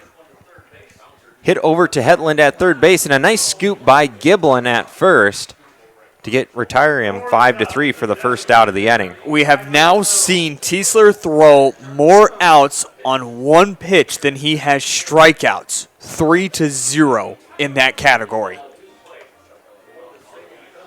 This half inning is brought to you by Bank West. Whether you are buying a new home, building your dream home, updating your current home, or reworking your finances, our experienced mortgage team is here for you every step of the way. Thank you, Bank West, proud sponsor of Live Ticket TV. DH is Earls. Ooh, that was such a good play, a really hard play. A nice throw, though, by Chase Hetland. Let's check back out here on the instant replay, as it was going to be a hard throw no matter what by Hetland, but squares up nicely, a lot of pace on it. That one extremely close. Yeah, bang, bang play here. Can't really tell. We need another, talk to Jody about that. We need another camera angle on the back side of it, too. Might need a couple more replays on it as well, as that one, again, was real close. But nonetheless, it doesn't matter. It's in for an infield single. Yeah, and I believe now Earls is 2 for 2. Yeah, this is where everything got going. Earls was able to advance some runners, and eventually that's how the Cubs got their first run, was this bottom of the order recycling back to the top. Hard hit ball again by Yadam, and this one is going to be fair down the line. So Yadam is going to round first base, and he's sliding safely into second. I thought maybe a chance on the throw, but it's going to be wide. The throw from Cameron Deinert, strong arm out in right field. And certainly some frustration as well there from the first baseman, Eric Giblin. He wanted the call right away, and there was nothing made on whether it was fair or foul. But nice job there, hit by Yadam, as he's now 2 for 2 in the ball game, and that stand-up double puts runners on third and second. One thing I want to note, too, about Yadam is I've seen 3 balls put into play. One of them has been foul, and every single one of them has been hit really hard off the bat. So he's doing a nice job for the Salem team squaring it up. And it's easy to see now why he's batting over 400. I think 459. Now Bobby Kepsel up to bat, batting at 266. He is 0 for 2 here in the ball game. Both runners on third and second. And, 1 out so far?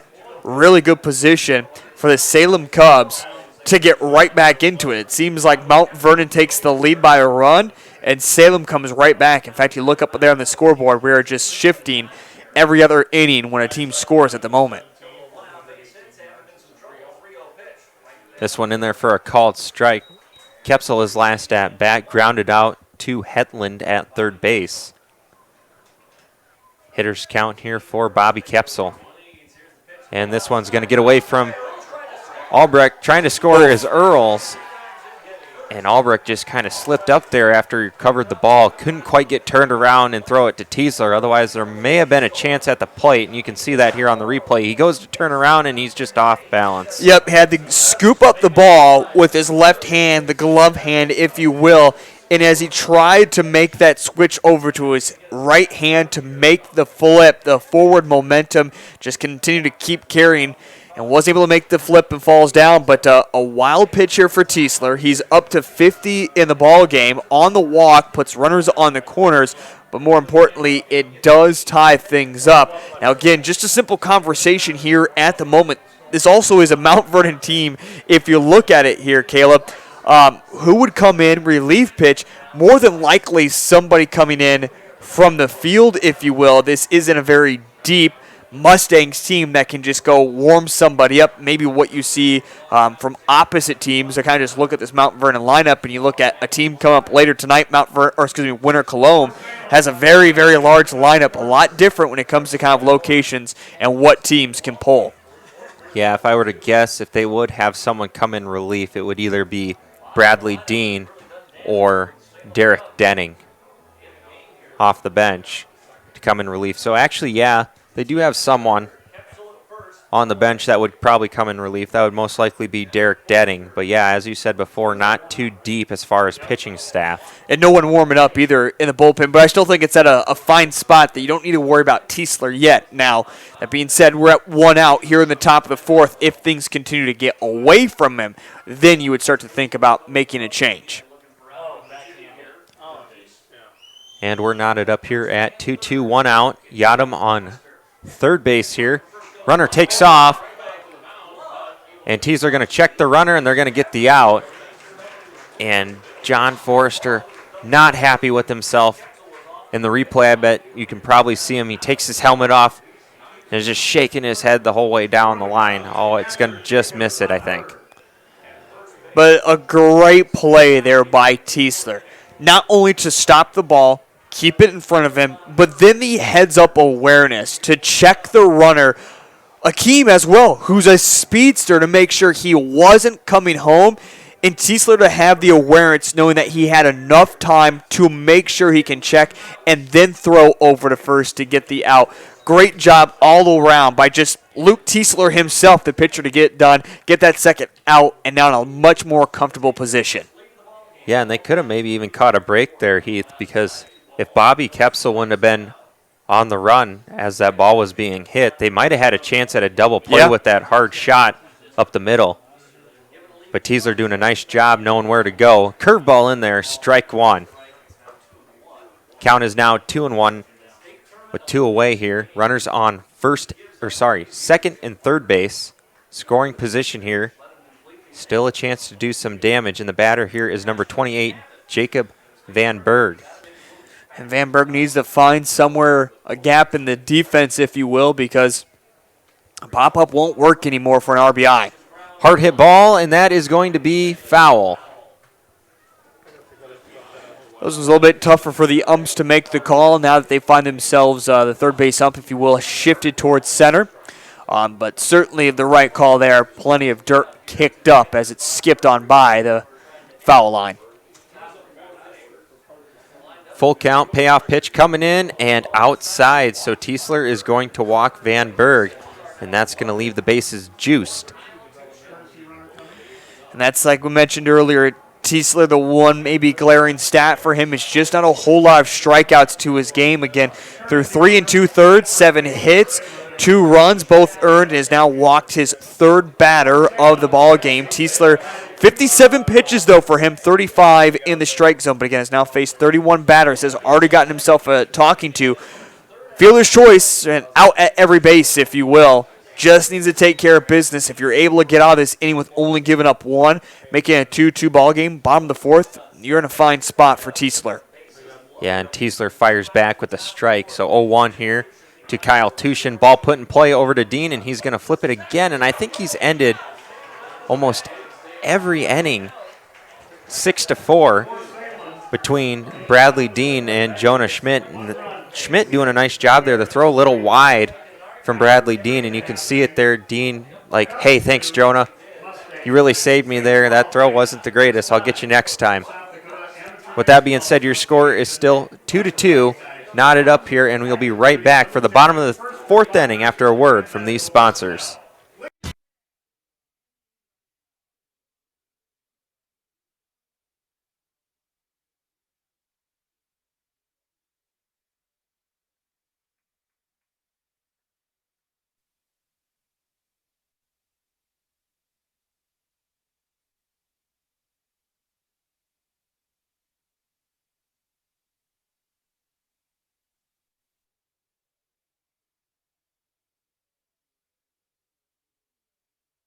Discover a piece of Americana at Cone's Corner, a renowned 1920s rural gas station turned firearm haven in the upper Midwest. Since 2004, their updated store has preserved nostalgia with gas pumps and snacks for travelers alongside a selection of 2,500 firearms. Purchase in-store or through Charlie for global delivery. They buy single guns, entire collections, and offer trades. Whether you're a collector or looking to sell, they've got you covered. Cone's Corner, proud sponsor of Castlewood Youth Athletics and Events. Hello and welcome back to beautiful Cadwell Park in Mitchell, South Dakota. We are just getting back to the bottom of the 4th inning. The throwdown from the catcher. Catcher is number 28, Jacob Van Berg. We see a little action over here in the Mount Vernon bullpen. Warming up is number 10, Derek Denning down there. Batter here is number 19, Brady Albrecht. Loudenberg still on the mound here for this Cubs team, doing a nice job on the mound so far. Caleb, I have a question about Derek here in just a minute for you. Okay, and I may or may not have an answer. 1-0 count. The 1-0 offering coming in, and this one swung on and fouled back. How do you make the decision to put yourself in there as a pitcher? If you're going to be the manager, do you just talk to yourself and say, all right, you're going to go take some warm-up pitches now? How does that decision be made? Yeah, that's kind of how it works. And then, I mean, two, you also got Eric Denning that manages the team as well, making decisions as too. But yeah, as far as it goes, you just got to look at it. And Teasler starting to get up there in pitches, and Salem kind of figuring him out here. Wasn't a bad idea to start maybe getting loose in case he can't get you through a couple more innings. Hitters count here for Brady Albrecht. Count is 3-1.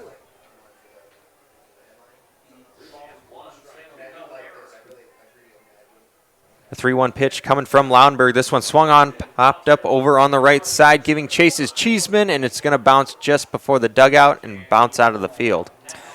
By the way, Caleb, trying to determine who's going to make it to the Class A state tournament, I should say, at least here in Mitchell.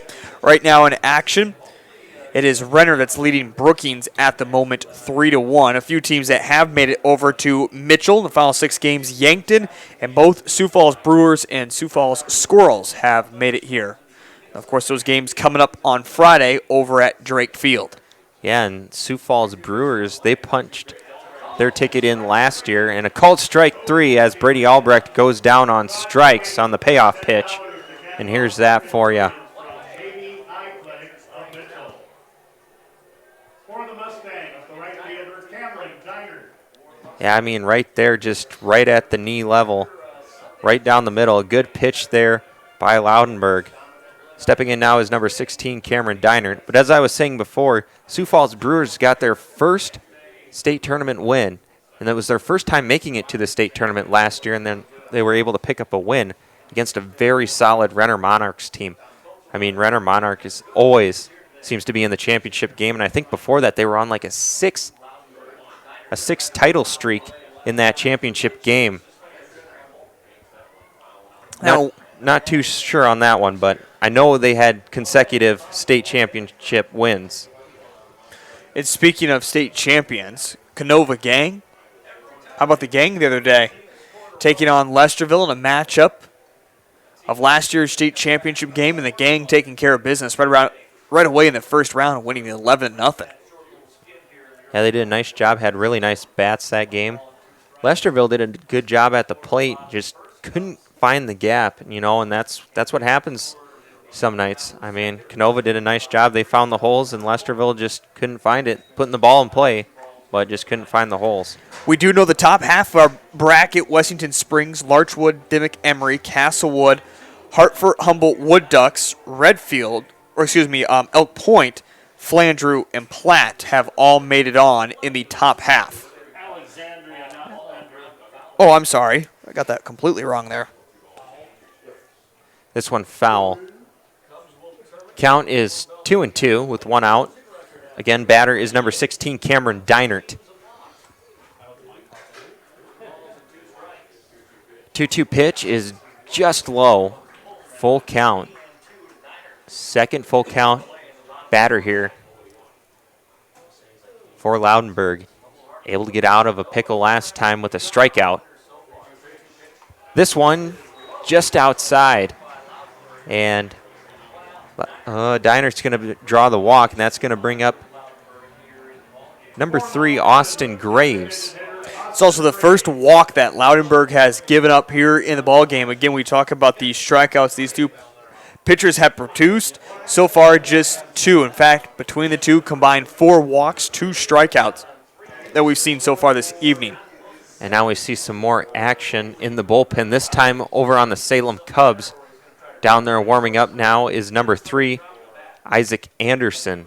Pickoff attempt from Laudenberg at first base, safe. And Laudenberg isn't high on pitches, if you will, either. Only at 64, but you talk about the competition we've seen so far. Other pitchers have looked a little bit different compared to what we've seen from these two so far. That was a nice bunt there by Austin Graves. But an even better job by number 28, Jacob Van Berg, fielding his position at catcher. I mean, just right on the dirt. That would have been a tough play for Loudenberg. And Van Berg just running out there, grabbing that ball, yelling inside, and making the throw down to Cheeseman for the second out of the inning. Advances the runner as well, and now recycling back to the top of the order with Spencer Negebauer up, who just scored a run in the last inning. First pitch to Negebauer, swing and a miss. Negebauer with a base hit his last at bat. A nice line drive right over Yadam's head. So far it's been over on that left side of the field just at shortstop or right over. So he is 1 for 2 on the day. And a chance to do some damage here in the bottom of the 4th inning. Mentioned teams that made it up in the top portion of our bracket. Caleb, taking a look, who do you think is going to be the most dangerous? You talk about Alexandria, a common team that has made a lot of great runs here. Larchwood looked really dominant in their first round performance, and even Elk Point with a lot of young pitchers. Any big team that stands out to you in the top half of our bracket? You know, I hadn't seen the Larchwood team play before, but I was actually really impressed. I mean, Burke put up a nice fight. They didn't make hardly any errors, but Larchwood just real scrappy team, finding the holes out in the field and putting base hits right out in the gap every other at bat, it seemed like. So I was impressed with Larchwood. I was also impressed with Millbank, Dom Berger, throwing a complete game last game, and it was just incredible to see that. Hard-throwing lefty, if you haven't got to witness it. Yeah, Millbank will draw Del Rapids PBR in the second round as the top half of the bottom portion of the bracket has been settled. Canova, White Lake, Del Rapids PBR, and as you just mentioned, Caleb, Millbank punching their ticket right now, solving the bottom portion of this bracket in the first round. 2-2 pitch here coming in. This one hit hard over to Yadam. The throw is in time. A hard, strong throw from Yadam, and we're going to see this on the replay here. Negebauer puts his head down, runs the throw from Yadam, and ooh, it looks like he's safe there as his foot hits the bag. And Jody, down over in the truck, our analyst, if you want to call it, says out. Looked safe, but regardless, it's an out, and that's going to end the inning. Your score after 4 complete is still 2-2, and we'll be right back after a word from these sponsors. At Heartland State Bank, our customers are at the center of everything we do. Heartland State Bank is a family-owned community bank and here for you. We have an experienced lending staff for fast, local decisions. Heartland State Bank offers competitive rates and is proud to provide uptown services with a hometown touch. With 4 locations in Redfield, Tulare, Wessington, and Highmore, we aspire to support the communities we live and work in. Heartland State Bank, member FDIC. It may seem like the smallest town in South Dakota, so how could it have everything you need when you may find yourself in the middle of nowhere? But at Canova Service Center, whatever you may need in the middle of nowhere, that's where they are. Fencing, lumberyard, hardware, oil changes, tire sales, and repair. Rental equipment, feed bunks, cattle shelters, convenience store, and more. So no, you're not in the middle of nowhere. It's the Canova Service Center. Hello and welcome back here to Cadwell Park in the top of the 5th inning. Leading it off is going to be the third baseman, number 33, Kyle Brown. This half inning is brought to you by Farmers Union Insurance. For more than 65 years, they have been ensuring a brighter tomorrow by investing in the rural communities while protecting what matters most to you. Thank you, Farmers Union Insurance, for sponsoring Live Ticket TV. Just got a shot of our crowd there, as, again, good crowd on hand. I know starting to see a lot more blue file in for the game coming up after this one. And again, Hetland having to make another play over at third base. They don't call it the hot corner for nothing. Now, Denning does continue to take warm-up pitches. And again, Tiesler not high. Top of the 5th, 61 pitches for him so far here in the ballgame. I would love that number as any manager to have your pitcher this far into a game and giving up 2 runs as well. I wouldn't complain so much. But again, Tiesler looked like he was losing it a little bit in that the top of the 4th. We'll see if he can't readjust and get back into it. And his offense, if you will, hasn't given him much of a break either. And Diner making a nice play out in foul territory in right field for the second out of the inning, and that's keeping Tiesler's pitch count even lower. I mean, Tiesler, obviously not a strikeout pitcher, but pitches to contact well, and he's doing just that in this inning. Yep, now the 4th time that we have seen one pitch and result in an out. Again, done that 4 times, and he has yet to strike out a batter here in the ball game. Sharping the batter here to Dean. The throw in time. Wow. And another 1 pitch, 1 out. That's 3. 3 outs that inning, and your score 2-2. That being said, we're going to step aside here for a few moments, and we'll be right back after a word from these sponsors. We're your local one-stop shop. This is Angela, owner and operator of Amcota Farm and Home Center. From the DIYers, fixer-uppers, to contractors, we have what you need to get the job done. Building supplies, Valspar paint, and tools, Crystal X tubs, fencing supplies, and bog boots for your farm needs. We know how busy life can get. We offer delivery to make your life easier. Amcota Farm and Home Center on Dakota Avenue in Wessington Springs. Big city value. If you love being outside, solving problems, and working with your hands, apply now at James Valley Landscape Solutions. James Valley offers on-the-job training in all aspects of the green industry, with modern equipment and technology and competitive pay. Benefits include overtime pay, healthcare, dental, vision, and more. Apply now at jamesvalleylandscape.com or in person at 600 West Spruce in Mitchell. Mount Vernon Farmers Elevator is a proud supporter of the Mount Vernon Mustangs at the State Amateur Baseball Tournament. Mount Vernon Farmers Elevator has been servicing the Mount Vernon area for over 75 years. See them for your agronomy and feed needs no matter the farming season. They will take care of all your grain handling needs as well. Mount Vernon Farmers Elevator would like to wish the Mustangs and all the teams best of luck at the state tournament. Hello and welcome back here to the bottom of the 5th inning. Stepping in for the Mustangs is number 12, Walker Haltgren, the left fielder for this Mustangs team. First pitch swinging, hits over on the right side of the field. Cheeseman making a diving play, and Loudenberg able to get over to first base to make the play. We have now seen 3 consecutive pitches that have resulted in outs dating back to the top of the 5th inning. Again, both these pitchers look like they might be getting a little tired, might not be able to go much longer, then all of a sudden they're getting some pretty quick outs against these batters. Yeah, and both teams still keeping their bullpen active. I mean, they still got guys down there warming up just in case. They're not messing around in this game, in this tournament. I mean, it's single elimination. You get down, and that can cost you real quick. You start to think about the changes you want to make, too, as these games go longer and they stay so close. What type of change do you want to make with your team to make sure you're staying competitive and not make the change that ends up hurting your team? Sometimes it's just a chess game of seeing who's going to make the first move first. And Chase Hetland skying this one out into center field, and Bobby Kepsel easily makes the grab for the second out of the inning. It feels like you're almost getting to that point of these pitchers both really right around the same pitch count. Loudenberg up to 74 pitches here in this game. Who can get to that century mark and whose arm really starts to get tired again? When you start to look, it's kind of getting to that point of where the arm starts to get a little looser, a little tired, and that's when you're going to start seeing mistakes happen.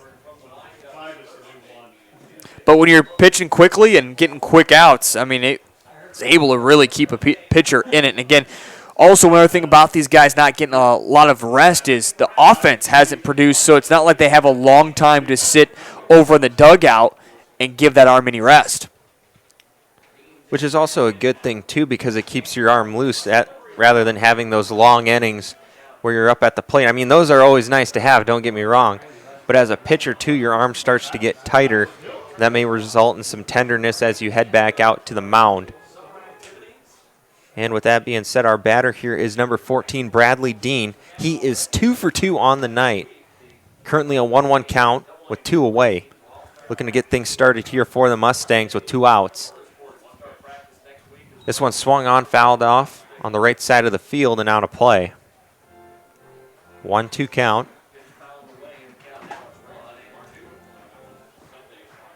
And the left side of the field for the Mustangs has been at work all night. Dean and Hetland seeing a fair amount of action.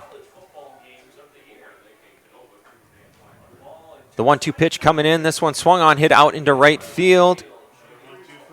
Forrester giving chase, and it's going to get off his glove, and that's going to stay fair. Dean hustling, and he's going to be on second on the error out in right field. Yeah, and you see right over there in right field the way that one was falling. It would have fallen in the fair territory. Forrester just giving chase. It looked like he was going to catch it. I even heard, I think, Joe Van Gore up here say 1, 2, 3 inning. But Forrester just can't catch it. And it's those type of moments that can really keep a team in it with 2 outs now. Can we see Jonas Schmidt, the pickup player? There's a reason why you pick him up. You trust in his bat. A hard hit single to the outfield could drive in Dean, and the Mustangs take back the lead. And Jonas Schmidt is 1 for 2 on the day. Takes a first pitch ball just off the plate inside. A good take there. We'll see some batters chase after those inside. You do so, usually it's a ground ball and a simple out.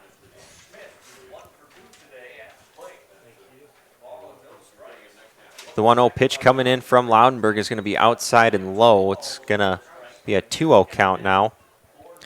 So Loudenberg one inside, and then that one really trailed outside. It looked like it didn't even have a lot of conviction, if you will, to it. Yeah, and one thing I've noticed, I think this might be the first game that I haven't seen a rosin bag sitting behind the mound for a little extra grip. Hard hit ball out into right center field, giving chase is Forrester, and he makes the grab. Deep shot out into right center field, but Forrester with a nice range of motion out there, able to make the grab for the 3rd out of the inning, putting another 0 on the scoreboard for the Mustangs. Your score is still 2-2 after 5 complete, and we'll be right back after a word from these sponsors.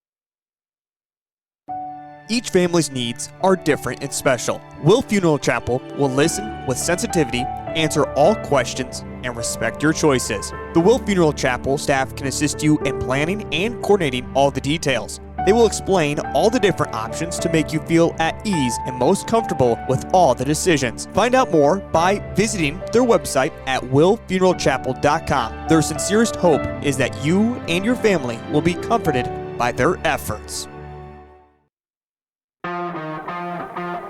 Hello and welcome back here to the top of the 6th inning. 2-2, and the batter is the designated hitter number 30, Tyler Earl. Earls is 2 for 2 on the day. Or no, maybe he's 2 for 3 now. I think he did ground out his last at bat. First pitch outside for ball 1. This half inning is brought to you by Olson's Pest Technicians, offering dependable pest control services for both residential and commercial properties. Their service extends throughout South Dakota and the upper Midwest.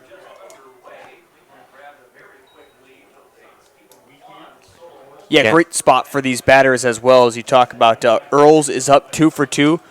Hakeem is also 2 for 2, and then you return back to the top of the lineup. So this is a big spot for Tiesler to make sure he's able to get some early outs here. Otherwise, if the Cubs get on board, I would expect some more runs from them. This one hit hard over to Schmidt at second base, and he makes the grab in time. 4-3, first out of the inning. Earls didn't want to drop the bat either. Usually you see guys throw the bat once they get a hit. He just held on to it as he made his run down the first base line there. And stepping in now here is Hakeem Yadam, the shortstop, number 26. Big baton, if you will, running with that. And that's going to hit him. Yeah, I'm not for sure. I missed it. Looking exactly. I mean, it was in close here and on the instant replay. Yep, just hits him right waist level. Just clipped him a little bit. Right off the hip there. That one's not going to hurt too much, but, well, we know what he's been able to do so far here in the ball game. He was 2 of 2 before being hit by a pitch, but again, aboard. And with speed, I'd look for him to try to steal second. Laying down the bunt here is Bobby Ketzel. Getting inside is Brady Albrecht. Wow, what a throw from Brady Albrecht. Falling over and still able to make the throw. Here is that on instant replay. Albrecht fielding his position, and he goes to throw, and he slips. You can see that there, and still makes a good throw to Eric Giblin. Yeah, good enough throw. I mean, certainly Lowe takes one hop, but one hop into the glove was great because he was certainly ready to sling that as he slipped. So great second out. And Bobby Ketzel just has not been able to get aboard for his team today, now 0 for 3 in the game. And yeah, and that really wasn't a bad idea there by Ketzel. He saw that the third baseman was playing back and thought, and with Ketzel's speed, I mean, laying that bunt down the third baseline, that is a perfect spot for him to use his speed to get over to first base with a single. But now with 2 outs here in the top of the 6th, Tiesler can really get himself out of this inning again. Comparing these two, Loudenberg, 81 pitches that he's thrown in the ball game. Tiesler up to 72. So again, I would say on the lower side when you talk about now getting into the 6th inning. 1-1 count here. Runner on second base with 2 away. The pitch coming in. Hard hit ball hit out into left center field. Negerbauer giving chase, and he's going to get there and make the grab for the 3rd out of the inning. Speedy Spencer Negerbauer getting right out dead center in left center field to make that grab. I don't know if you could have had a more perfectly hit ball to the gap other than if it was a little lower, maybe they would have had a chance at it getting down for a base hit. But Spencer Negerbauer had other ideas. Still 2-2 is your score, and we'll be right back after a word from these sponsors. Are you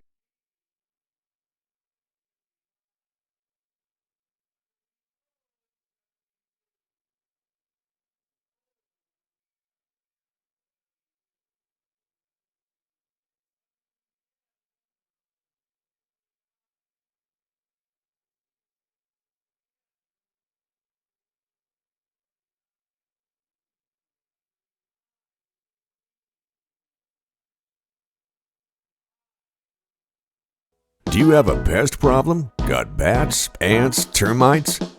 Family owned and operated, Olson's Pest Technicians have had over 50 years experience taking care of pest problems in places across South Dakota, Nebraska, and Iowa. Utilizing brilliant methods such as Centricon bait stations for termites and Vicane treatment for bed bugs.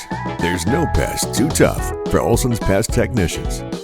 If you have pest problems, call 800-KILL-BUGS. Hello and welcome back here to the bottom of the 6th inning. Your score is still 2-2. Loudenberg still on the... Or no. Nope, that's not Loudenberg anymore. Nope, that is number 3. That is Isaac Anderson. He was warming up over in the bullpen and now out here on the mound for this Cubs team. So Loudenberg will finish the ball game then with a good performance. 81 pitches that he threw today. 5 innings complete from him. Gave up 6 hits, 2 runs, both earned. Struck out 2 and walked 1. So those are his foul numbers for this evening.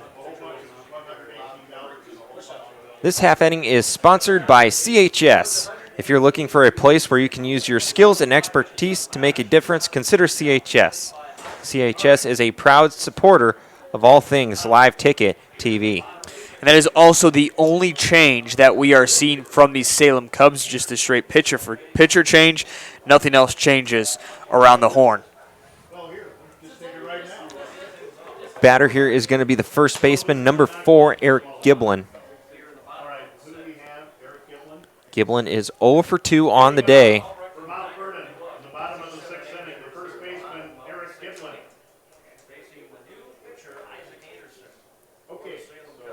First pitch from Anderson is low and outside. So I talked about it in the last inning. Who would make the move first of changing pitchers and make that chess move? So we see it from the Salem Cubs. And a 2-2 game, and this has been kind of tied all the way around. You look at the runs, you even talk about the hits, 7 hits for the Cubs, just 6 for the Mustangs, and 2 errors for the Cubs, 0 for the Mustangs. But it's been very balanced between these two teams. It does have that feel that we could see this game in 3-2, and who's ever able to get that next run could win the ball game. And this one outside. Now that being said, Isaac Anderson, when you come in relief, you like to see a good first few pitches. You believe in his ability, but so far, 3 balls well outside. And it looks like we also have some more action over in the Mount Vernon bullpen. Now warming up is number 12. That is Walker Holtgren warming up for Mount Vernon. This one called strike. Hitters count now 3-1. And Giblin trying to sell it, walking down the first baseline. The 3-1 pitch coming from Anderson. Swing and a miss. And it's a full count. And I wouldn't be surprised if we don't see Walker come in. Not that there hasn't been a bad performance by Luke Tiesler, unless you see some runs here by the Mount Vernon Mustangs. But if the Mustangs do not put up a run, I think they'll want to counter with a new pitcher. And a nice, good discipline there by Eric Giblin. You're going to see that here on this replay. It was a good pitch by Anderson for the payoff pitch. Ooh, yep. Yeah, he went around. He went around. That should have been a strikeout. Nice performance there by Isaac Anderson to battle back and get 3 straight strikes, but did not get the call to go his way. And he really sold it as well. It's the second time that he just headed down the first base line. He didn't even wait for the up to call it for ball number 4. He believed in that ability, and, well, it gets the call to go his way. And Brady Albrecht is going to take a called strike. Again, 0 for 1, and we're seeing a sign here from Eric Denning, third base coach. So maybe a bunt here with nobody out to advance that runner over to second base. Albrecht squares up a bunt. He drops it down over on the right side, and Anderson fielding his position. It'll be a sacrifice bunt for Brady Albrecht. And it works nicely there. That's all what the bunt was meant to do. Advance Giblin, able to get him over to second base, and now in scoring position. And again, with where we're at here in the lineup, if you can get back to the top, if you're the Mustangs, have a lot of potential offensively. Batter now is number 16, Cameron Deinert. First pitch swinging, a hard hit line drive hit on the left side. And it is just foul. It's going to actually end up just behind the bullpen down the left field line. That one bounced the fence out in left field, so a hard shot. That's the second time in a row we've seen Cameron Deinert put a nice hard ball foul down the left side. Unfortunately, it's just a long strike 1. That pitch outside evens it up here at 1-1. Again, Holtgren still down in that Mount Vernon bullpen warming up in case he would be needed to come in. The pitch from Anderson. This one hit hard and checking the runner at second base. He's now going to throw it across, and taking off is Giblin. Able to get the out, and now Giblin standing on third base. And we're going to have a pinch hitter now. Stepping in to hit now is number 10, Derek Denning. So that's covering in there for Austin Graves, the DH spot. Taking a look here as Denning will step up to bat, looking at his numbers so far this season, batting a .210. So, Caleb, not by any means high numbers, if you will, must believe in an ability here with 2 outs in the bottom of the 6th. You really need to make something happen with Giblin over at third base. Again, a chance for the Mustangs to take back the lead. The Salem Cubs in this ballgame have yet to have the lead. It's always been 1-0 or 2-1, and the Salem Cubs have answered back in every other half inning. But then you also look at it, too, here. If you look at Austin Graves, only a .214 batting average, 2. So just .004 better than Denning. So is it necessarily a bad substitution? Maybe not. Maybe Denning puts the bat on the ball a little bit more consistently than Graves. And you can see here the defense for this Cubs team is playing on the grass as Yadam and Tushin over at second, standing right on the edge of the grass. And first baseman Cheeseman even playing a little further back.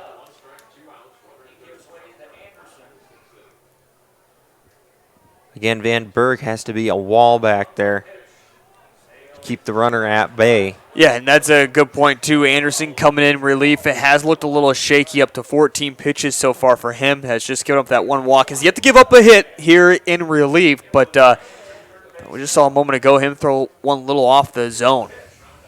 Does it again, and it's, again, low, and nice job by Van Berg to stay in front of it and not let it get by, but you do not want to give up that type of run there and let the Mustangs take back the lead. Hitters count here to Derek Denning, 3-1, 2 outs, and a runner on third base. The pitch from Anderson is low and outside, and that's going to draw a walk. And not a good walk to give up either. You really need to find the out there from Denning because we go back to the top of the lineup where we're going to see Spencer Negebauer. He's already had himself a run in the ball game. Walker Hutgren is coming up as well. He's a dangerous batter that we have seen, including a double from him so far tonight. So a really good spot now for the Mustangs, even with 2 outs, to take back the lead here in the bottom of the 6th, going back to the top of the lineup and seeing some of your best batters up. 1 for 3 on the day is Spencer Negebauer. Takes a first pitch strike. Nice curveball there by Anderson, mixing it up a little bit to this leadoff batter.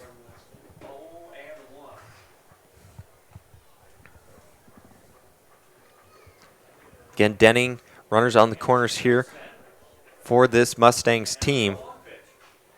This one fouled out of play for the Mustangs. Fans screaming over there as that one was headed right for the concessions. Grab yourself an onion burger or brat. Maybe not necessarily paying attention, so just got to keep your head on a swivel. That or maybe even a cup of peanuts over there. Another popular commodity. Delayed steal here by Denning. Negebauer puts it in play. The throw from the third baseman is safe as Cheeseman isn't able to handle it. Third baseman there is Isaac Anderson. Or no, sorry. That is Brown. Brown with the throw. And yeah, just bounced right out of Cheeseman's glove. I think Negebauer still would have been safe, though. It would have been a very close play, similar to what we had last inning. But one run does come across the board here. And now with Holtgren up, great RBI by Negebauer, his second hit of the ball game. And we just saw Walker a little bit ago warming up. And with Holtgren, as we mentioned, already a double for him here in the ball game. He can get another hit, have another chance at scoring another run here for the Mustangs. The 1-0 pitch coming in, hard hit ball, and it's going to be foul. Signaled by our first base umpire.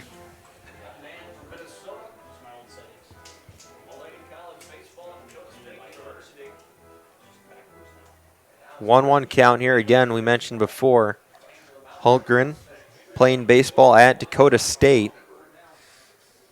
Pickup player for this Mustangs team.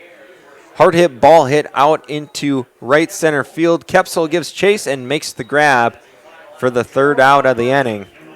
Mustangs able to scratch one across the board and they retake the lead. So your score after 6 complete is 3-2 in favor of the Stangs, and we'll be right back after a word from these sponsors. The right nutrition, animal health, and record management is key to having a profitable cattle program. That's why you want to work with the people at Farmco, who will take the time to learn your operation and help you grow your business. We are your full-service agriculture provider of feed, seed, animal health, farm, and ranching equipment built on terrific service. Get to know Farmco locally owned and serving you in Chamberlain, Platte, Winter, and east of Kimball at the Paragon. Visit us online at farmcosd.com. Farmco, feeding your future. Agronomy Plus in Mitchell, Rock Creek and Howard, and Valley Station in Armour are your 100% locally owned team of agronomy experts. We offer Agronomy 365, which provides info in real time to make decisions that result in better, more profitable farming. We know you and your operation with service beyond compare. Get a jump on spring planning with Agronomy Plus in Mitchell, Rock Creek and Howard, and Valley Station in Armour. We are ag done right, the American way. Bank West is rooted in South Dakota. Committed to local success. Just like you. We're all connected. In South Dakota. For South Dakota. Convenient, connected, committed. Bank West. Hello and welcome back here to the top of the 7th inning. Batter now here appears to be number 28, Jacob Vanberg, the catcher. Teasler still on the mound here. We did see some action earlier by Denning and Haltgren, but Teasler showing no sign of coming out anytime soon. Hard hit ground ball to Hetland. He's going to bobble it over at third base, and that's going to be an error here for Chase Hetland at third base. So leadoff man is aboard here. We have a courtesy runner. Courtesy runner is number 16, Owen Alley. And stepping in now is the second baseman, number 10, Kyle Tushin. You mentioned Teasler will remain out there, but quickly already, maybe not necessarily exactly his fault, but gives up a leadoff hit right away. So, again, that'll be something to pay attention here. Now he needs to bounce back and get a couple quick outs if he wants to remain out there. Otherwise, I think they'll pull the trigger quickly for the Mustangs. You do not want Salem to get back into it, and they have done this every single time, Caleb. It's always been as soon as Mount Vernon scores, the Salem Cubs have answered back in the next half inning. 1-1 is the count here. This half inning is brought to you by Elfstrad's Ace Hardware in Mitchell. Shop Elfstrad's Ace Hardware in Mitchell for grills, hardware, home improvement, lawn and garden, and tools. Buy online and pick up today at Elfstrad's Ace Hardware of Mitchell. Proud sponsor of Live Ticket TV.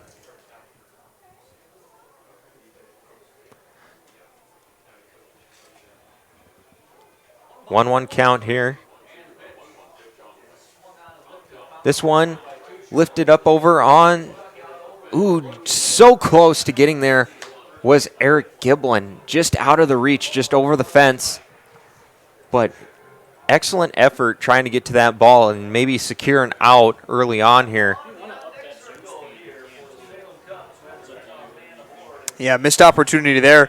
Get one in foul territory.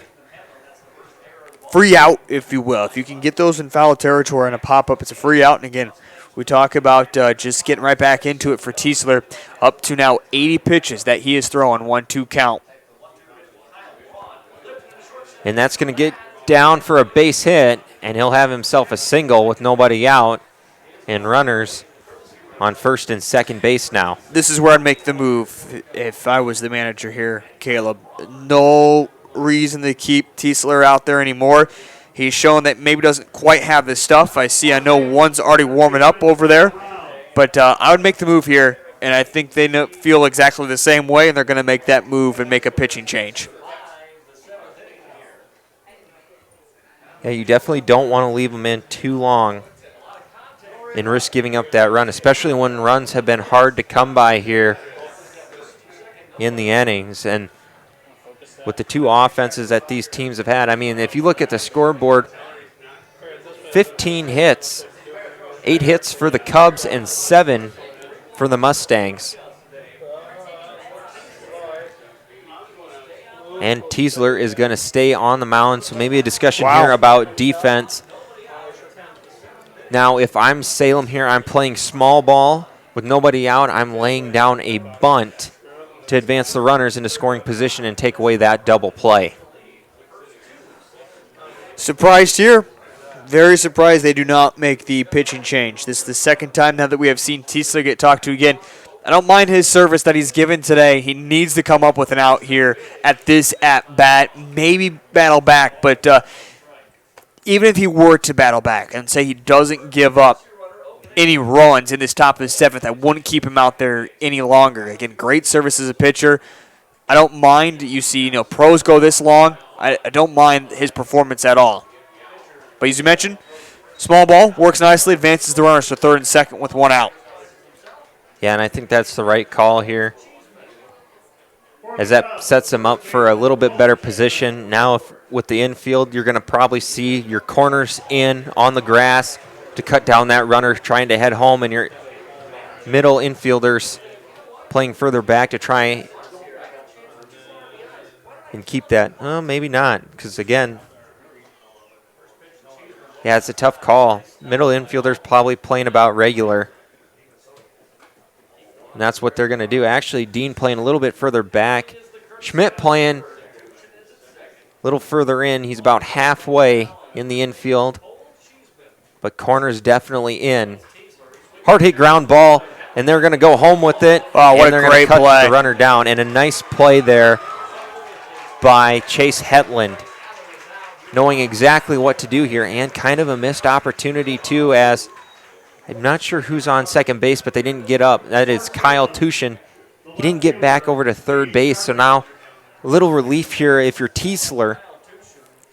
As runners, I mean, Tushin's still in scoring position, but definitely not 90 feet away from putting another run across the board. And give a huge shout as well as the catcher Albright there, as when the ball was thrown back over to him, he turned into a goalie for hockey, if you will, and he completely protected home plate so no one could squeeze on through for the easy run. And a nice play there. Batter was Sharping. Hit over to Dean, fielded it cleanly. The throw, nice and strong, and he's going to cut him down at first base for the third and final out of the inning. What a just great performance as well. I want to go off. It looked like Teasler was done. First two batters were able to get aboard, and they're going to make something happen, the Salem Cubs.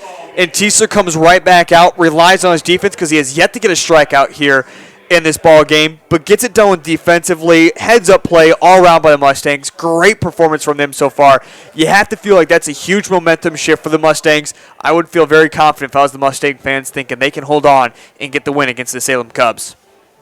With that being said, we're going to step aside here for a few moments, and we'll be right back after a word from these sponsors at Live Ticket TV.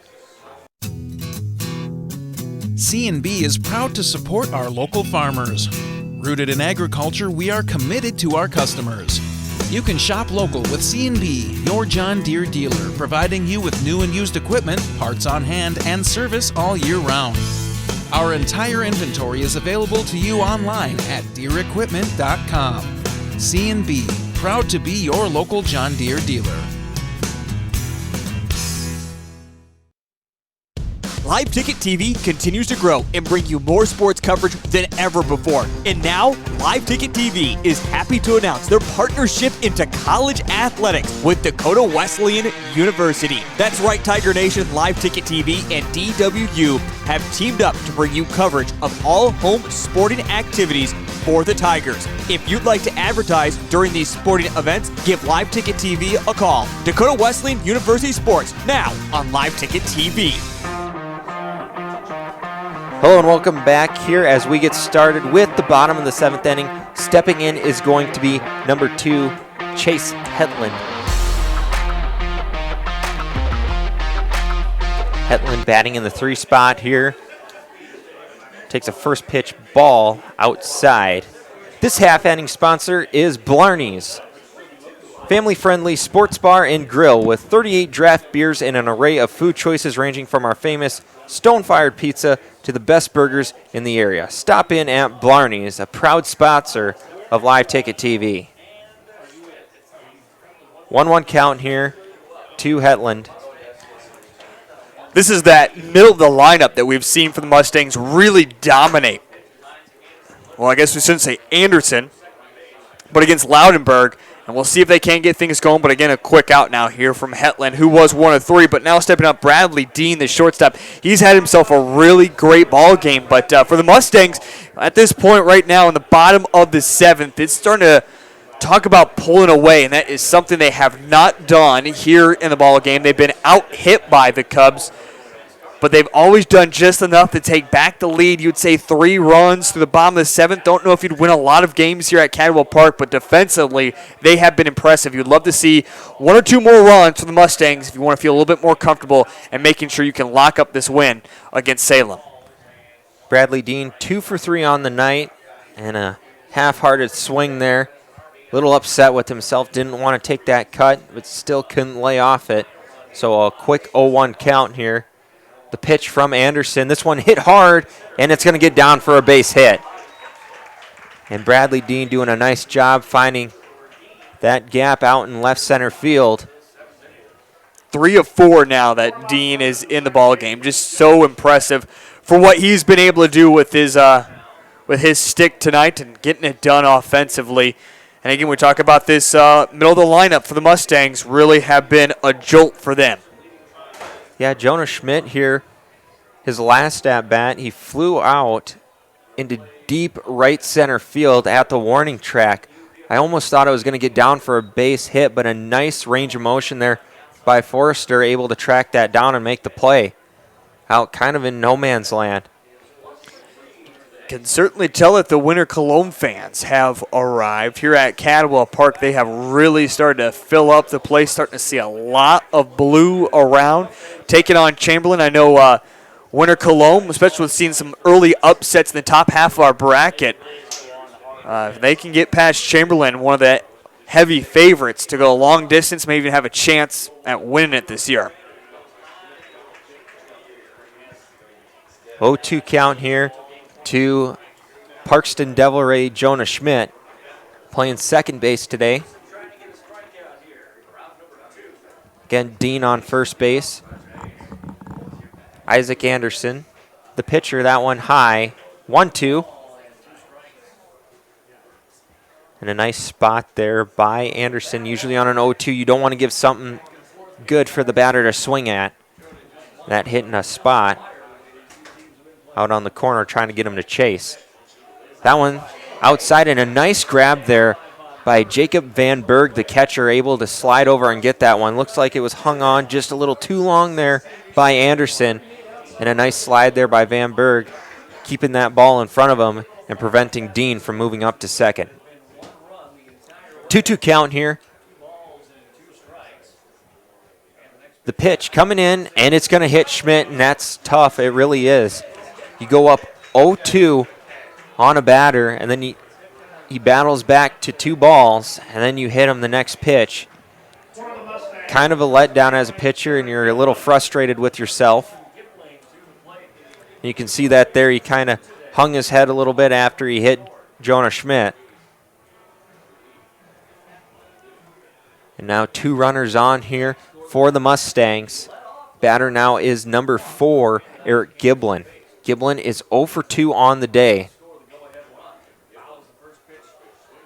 First pitch swinging, and that's going to be fouled out of play here on the right side of the field.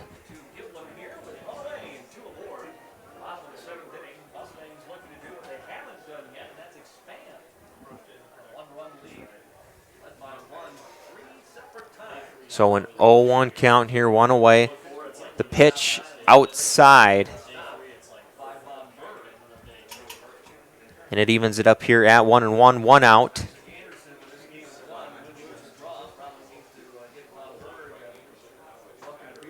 Standing in the on-deck circle is number 19, Brady Albrecht. The pitch from Anderson, tags the outside corner, strike 2. And a 1-2 count here. Giblin not too happy with that call. Regardless, still a strike on the outside corner. As signaled by our home plate umpire. The 1-2 pitch swung on, hit out into left center field, and that's going to get down for a base hit. They're going to send Dean. There might be a play at the plate, and it's going to be wide, and Dean is going to score. Schmidt is going to advance to third base, and Giblin is going to advance to second. So an RBI single by Eric Giblin, and then maybe a fielding error by the catcher. We'll see what our scoreboard says. If not, it'll be an advancement on the throw. Now a 4-2 lead here. And as you mentioned before, Heath really trying to pull away, and it looks like the Mustangs are set up in a position where they can pull away. Yeah, and it all comes back down to what I mentioned opening up this inning. It's that middle of the lineup that has produced so far for the Mustangs. Again, we see so often nowadays it's the top part of the lineup that really makes things happen offensively. You put some of your best batters, but it's kind of, I mean, you even sprinkle in Spencer Negebauer. You even look at Holtgren there making the first 2 batters, but then it's been Bradley Dean ultimately. 3 of 4 here in the ball game. It's his bats that have been able to get going, and from there, one thing leads to the next. You brought on Anderson hoping that he can bring in some relief, but it just has not gone his way. An inning and a third complete, has given up 3 hits, 2 runs, both earned. He's walked 2, yet to strike out anybody. In total for the Cubs, only striking out 2, but it's that chess move that you make. And by the way, I want to go back to something. In the last half inning that we saw in the top of the 7th, we saw a great performance by Luke Tiesler getting himself in a jam, putting runners on first and second with nobody out, got out of it. I really think we'll see the Mustangs make a pitching change and now feel a lot more comfortable. Up by 2, it's also their biggest lead that they've had of the ball game. Batter here is number 19, Brady Albrecht. The backstop tonight for the Mustangs takes a called strike on the outside corner. Again, runners in scoring positions on third and second base. 1 out. The 0-1 pitch swung on, popped up over on the foul side, and that is a huge out here for the Cubs. And by no means am I trying to be mean to the Cubs here. If you're at Salem on the opposite side, you're saying 4-2. We are in plenty of position. And don't forget, we just saw a moment ago, not only the biggest lead, but also the Mount Vernon Mustangs take the lead when it comes to the hitting category. Salem has controlled that category all night long. They can get these bats going. They're a great offensive team, so 2 is definitely not something that's insurmountable by any means. And a hard hit ball by Cameron Deinert is going to find its way into third baseman Kyle Brown's glove, and he will be retired 5-3 for the third out of the inning, but not before Mount Vernon is able to scratch one more across the board. Again, biggest lead of the ball game, 4-2 now after 7 complete, and we'll be right back after a word from these sponsors.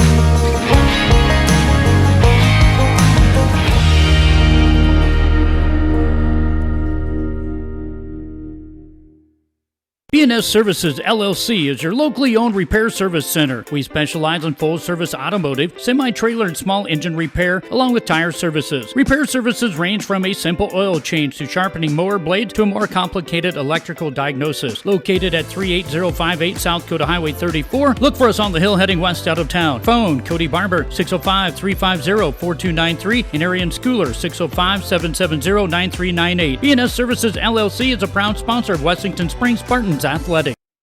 Dimmick Cheese has been making handmade artisan cheese for over 90 years and has over 25 flavors of cheese. Stop by the store for sampling of all the cheeses. The store also offers several South Dakota-made products. And at the store, find Remedy Brewing on tap. Dimmick Cheese offers gift boxes and fundraisers are available. To find out more, go to the website, dimmickdairy.com, or call 605-928-3833. And don't forget to check your local grocery store for their premium cheeses and cheese spreads. Dimmick Cheese. Hello and welcome back here to the top of the 8th inning. Stepping in now is the designated hitter, number 30, Tyler Earls. First pitch swinging and skied up out into left field. Hultgren making the grab out in left field for the first out of the inning. Caleb, I was just going to say how much I love Earls in this position to lead things off for the Salem Cubs.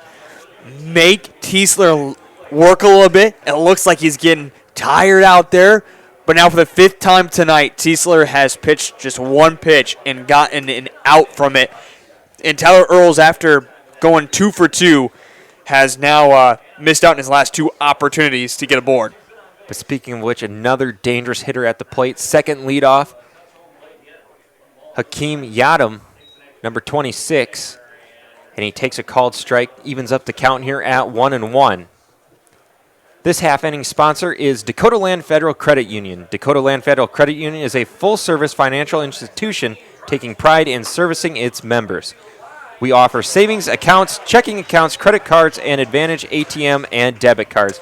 Thank you, Dakota Land Federal Credit Union, for being a proud sponsor of Live Ticket TV. And Hakeem answers back with Earls pop fly over to the right field, right there in foul territory, and Donnert makes a nice grab there for out number 2. So some strong hitters for the Salem Cubs due up in this top of the 8th inning. A chance for them to find some offense and quickly go down. And a line, that one off the ground, but a hard hit ball by Bobby Kepsel.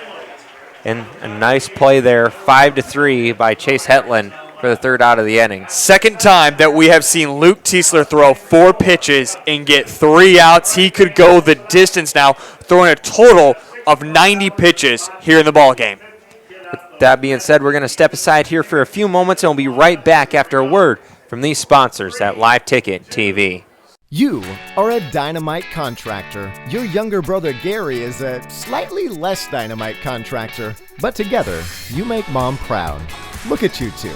And look at your crew. Brenda the Calculator Cutler, Bill the Drill Robinson, and then there's the new guy. New guy struggles with stairs, and that'll cost you. Lucky for you, you have IMT Business Insurance. Learn more at imtins.com. Be worry-free with IMT. Advanced Sunflower is your locally owned and operated sunflower processing company that buys all types of sunflowers for the edible and bird food industries. They market sunflowers domestically and internationally, so they have a wide range of options to get you the best price for your sunflowers. Most advanced sunflower contracts have an Act of God clause, so you don't have to worry if Mother Nature takes a toll on your crop. Give Jared or Danny a call to get you the most profit out of your sunflowers. A credit card that fits your lifestyle and saves you money. Why would you settle for anything less? A Dakota Land Federal Credit Union Visa will earn travel rewards, 1% cash back, and 9.90% annual percentage rate. The right rate and all the right features puts you right where you want to be. Stop by any convenient branch location or check us out online at DakotaLandFCU.com. Dakota Land, federally insured by NCUA.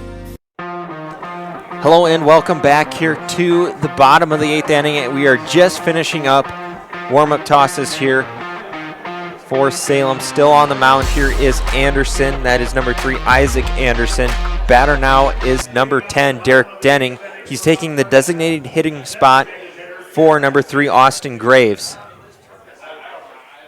Denning, if I remember correctly, I believe he drew a walk his first at-bat. He did, yep. First pitch here. Swinging for strike 1. Well, again, he's a power hitter and certainly wanted that one. Well chasing out of the zone. That's good for Anderson to note in his mind. All right, the batter's going to chase out of the zone. Their fastball go right back to it. And that one just high. 1-1. I really want to see that one go right back into the same spot. See if you can't get Denny to go again. Yeah, even from a pitching standpoint, just looking at it, I would maybe start a slider or something. Middle, and have it right there fade off like that to maybe see if we can't get a chase drawn out of him. 2-1 pitch. This time good discipline, though, by Derek Denning.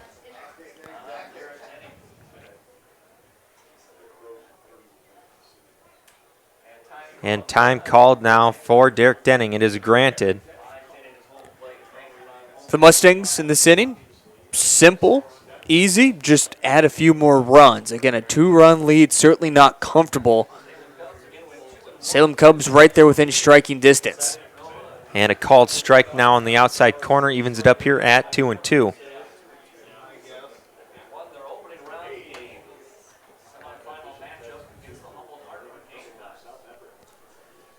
Anderson comes set here, kicks, deals. This one swung on, popped up in the infield. Yadam giving chase, and he makes the play. It'll be P6 for the first out of the inning. Pop up to the shortstop. And now leading it off is the leadoff man himself, number 5, Spencer Negebauer. Yeah, Spencer has had himself a great performance so far this evening, including a couple hits and a run eventually coming around home plate. See if he can't get this offense going back to that top of the lineup here. First pitch low and outside for ball 1.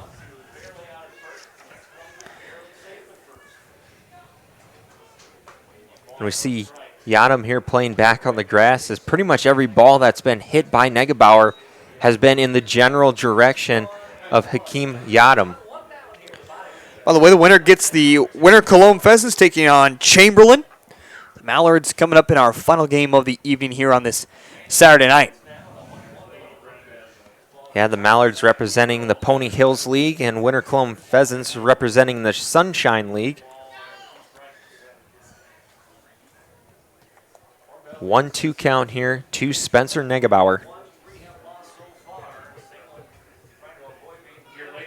And also, I do know this, one of our live ticket members was a pickup player for the Chamberlain Mallards.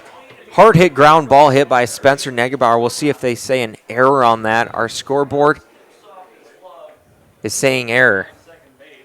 Hard hit ground ball over to Kyle Tushin. Couldn't quite handle it. It's going to skip away from him. And Negebauer using his speed safely. Going to be over there at first base. That brings up another dangerous batter here, number 12, Walker Hultgren.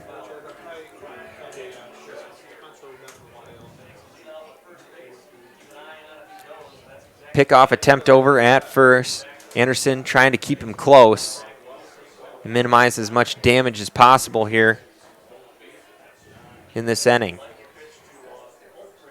Ideally would like to get out of here without giving up a run.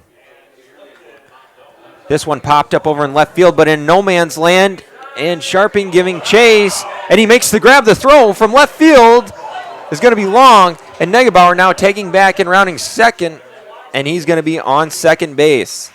From second to first, back to second once again. The great hit there by Walker. It just hung in the air for way too long, and an even better catch there by Gage Sharping out in left field. After we saw him take a knock earlier in this game and come up limping, it makes it an amazing catch for out number 2. But as I mentioned, Spencer Negebauer putting his hands on his knees. He's exhausted after he ran back and forth, eventually settling in at second base.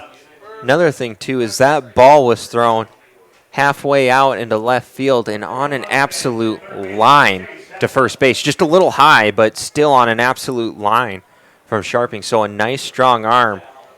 So that's something to note if you're the Mustangs here. A ball hit out into the outfield. Be wary of Sharping out there in left. Batter now here is number 2, Chase Hetland. By the way, that is counted as an error as he's able to get to second base, but something that you really haven't noticed, Cubs have committed 4 errors in the ball game, and it's been errors like that. It's like, all right, a guy advances a base, but it's not like a huge error that resulted in a couple runs or a huge mistake. It's just you'll take that anytime. Hard hit ball up the middle. Nice play there by Kyle Tushin, and will retire him 4-3 for the third out of the inning. Mount Vernon not able to get Negebauer across the board here, so it's still 4-2 in favor of the Mustangs, and we'll be right back after a word from these sponsors at Live Ticket TV. Out here, you learn that to keep growing, you have to keep changing. CHS and the farmers and ranchers we serve know all about change, because together we've changed agriculture. That's why we're the largest farmer-owned cooperative in the country. So farmers own the system they count on, with advantages at every step. From innovative tools that help crops grow, to grain processing expertise, to energy solutions, we create connections to empower agriculture. Learn more at chsinc.com. Burke Livestock Auction is a family-owned livestock marketing center in Burke, South Dakota. We are located in south central part of the state. Cattle sales are held weekly on Saturdays, with approximately 65,000 of south central South Dakota and north central Nebraska's finest feeder and breeding cattle marketed annually. Mark your calendar for our September 21st fall calf and yearling sale. Sale starts at 9:30 with lunch to start at 11. Burke Livestock is a proud supporter of state amateur baseball. Hello and welcome back here to the top of the ninth inning. And do or die here for the Salem Cubs as they are down by 2 runs in this ball game. Batter here is the number 2 batter, number 7, John Forster. On the mound, still Luke Teaser. First pitch swinging and hit out into center field, and that's going to get down for a base hit. Spencer Negebauer couldn't quite get there. Nice job squaring up that first pitch and laying it out there for a single. I did notice at one point we did see a Legion pitcher warming up for the Mustangs. So the Mustangs have indicated 3 different pitchers that they have warmed up at some point during this game. But again, we still see Tiesler trying to go the full length of this game. Now, he has gotten himself into a jam earlier. Back in the top of the 7th, you may remember, put runners on first and second with nobody out, and eventually was able to get out of the inning without letting any damage happen. In fact, he has not given up a run since the top of the 4th inning. Batter here is number 28, Jacob Van Berg. The backstop tonight for the Cubs. 1 for 3 on the night. Tying run at the plate here with nobody out. Takes a called strike. 2-1 now to Van Berg.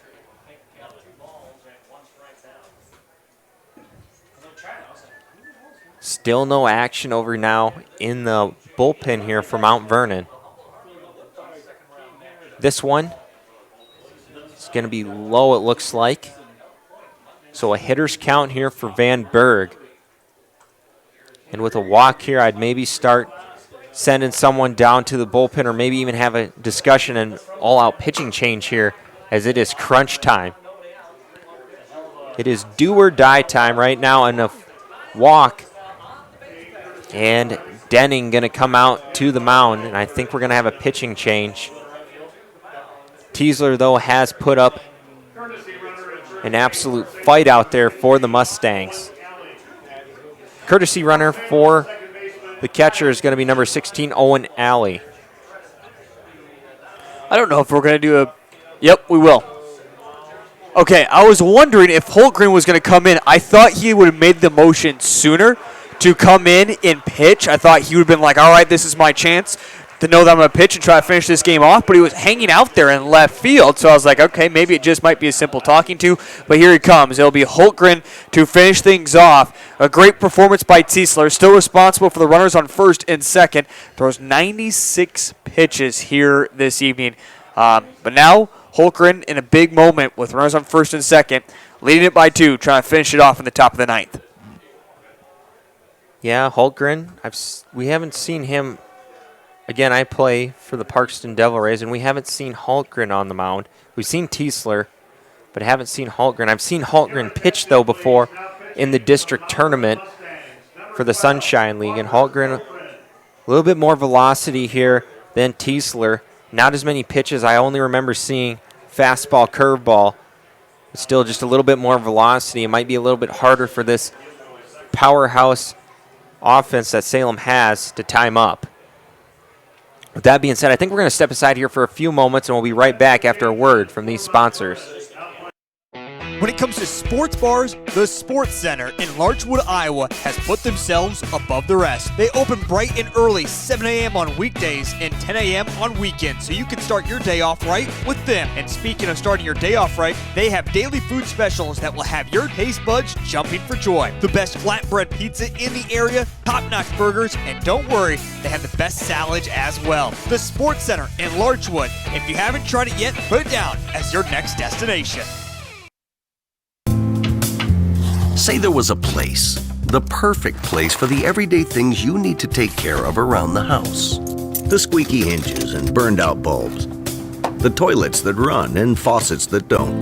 That perfect place wouldn't be a warehouse. It'd be just the right size. It would be an Ace. Around the block, what you need in stock, with people who know their stuff. Welcome to the Home Convenience Store. Ace is the place with the helpful hardware, folks. Hello and welcome back as we're about to get started.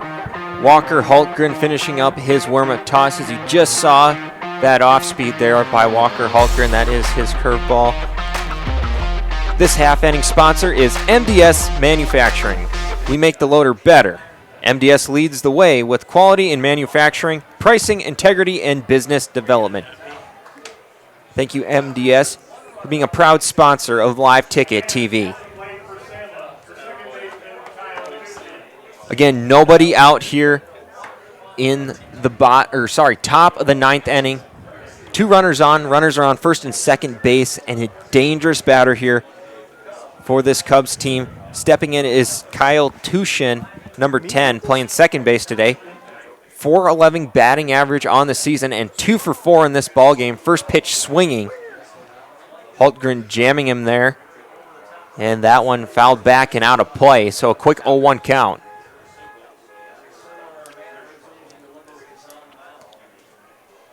Again, Hultgren kind of in a tricky situation here. Tying run is on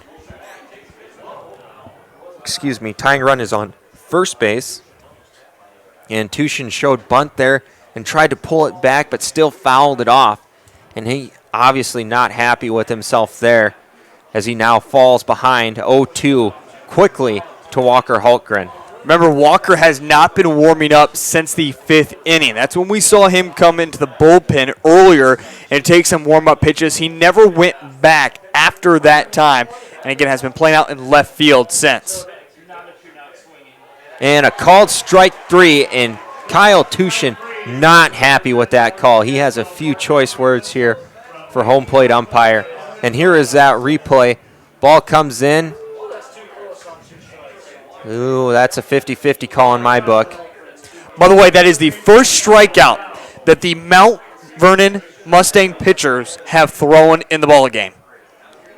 Yeah, I can see why Tushin would be a little upset with that one. Again, that was a borderline one. It could have went either way, in my opinion. Regardless, it's still going to result in the first out. Batter now here is Kyle Brown. Takes a first pitch strike. This one here evens it up at 1-1 with 1 out. Yeah, big moment here for the Cubs now after, again, the first strikeout of the ball game. Facing a 1-1 count, runners on first and second. They're right there. And that one inside. Brown almost losing a kneecap there. That fastball that time from Hultgren just held on to it too long, coming through his release that resulted in it coming inside. Yeah, and something that I mentioned earlier, quite a little difference in velocity change here as Hultgren throwing probably mid to upper 80s, as Teasler probably about maybe lower 80s, sitting right around there. So quite a difference in velocity. Yeah, Walker's just coming out here and saying, well, throw the fastball on you, try to catch up with it and make contact. And so far the Cubs haven't been able to do so. Watching the TV here, that fan reacted a little late if that was going to hit him, but luckily he didn't have to worry about it. There is a netting there. You don't have to worry about getting hit if you're right behind the batter. 2-2 count here. Strikeout would be big, and another foul ball here. Home plate ump hangs in there tough as that foul ball went right off the top of his mask, as you can check it out here on the instant replay. Oof. Yeah, it looked like it caught him square after the replay. If you're not awake, you certainly are now, but great calls all night long from him. He certainly is. 2-2 count on its way. This one hit out into left center field, and that's going to get down for a base hit. And they're going to hold him up here at third base. You got to go if you're Forrester. You got to make that move. There's no more time to wait here if you're the Salem Cubs with one out. Granted, Jonah bobbled it, so with the bobble, he certainly would have been safe, but you're going to say, hey, let's test his arm here. He's got to make a great throw into home. I think you send him every single time. And if they do, it's a 4-3 ball game right now. And runners on third and second, too. Because if you were gone home with the ball, everyone would have continued to advance on. Cheeseman now stepping up to the plate. Bases are loaded. With one out here, Hultgren in a tricky situation. With one away. Cheeseman's 1 of 4 here in the ball game, including a double, and that was back at his first plate appearance. He has not gotten a hit since. Big moment, though, for him. Trailing by 2, bases juiced. 1-1 count. The 1-1 offering coming from Hultgren. This one hit up the middle, and nice grab there by the second baseman. The throw not in time. One run is going to come across the board, but able to get one out here is Denning. 4-6 on the fielder's choice. And Denning just struggled to get it out of his glove in time as he went to the knees, was able to capture it in. And as he went to go flip it first time, the ball didn't come with him, had to re-grasp it, eventually gets the flip. But because of that little hesitation there, not being able to throw the ball up to Dean in time, it results in that fielder's choice. But ultimately, you would also take the fielder's choice. You're like, hey, we just now need one more out, and you can take it basically at any base besides third base. So feeling extremely comfortable if you're the Mustangs to go get that one out, and they just had that quick conversation, hey, we just need one more, look to second, or easily go to first. Don't worry about Allie coming home. Yeah, and that's the other thing, something that I actually thought it got by Denning, so maybe he was only able to knock it down and just lay on that ball and just physically stop it and just was looking for it. Runner takes off, and that'll be in a defensive indifference as Cole Cheeseman now stands on second base. So the winning run now, or the run to take the lead, is now on second base. They do gauge the timeout here, so the steal does not count, and they're going to make him go back. It was a late call, though.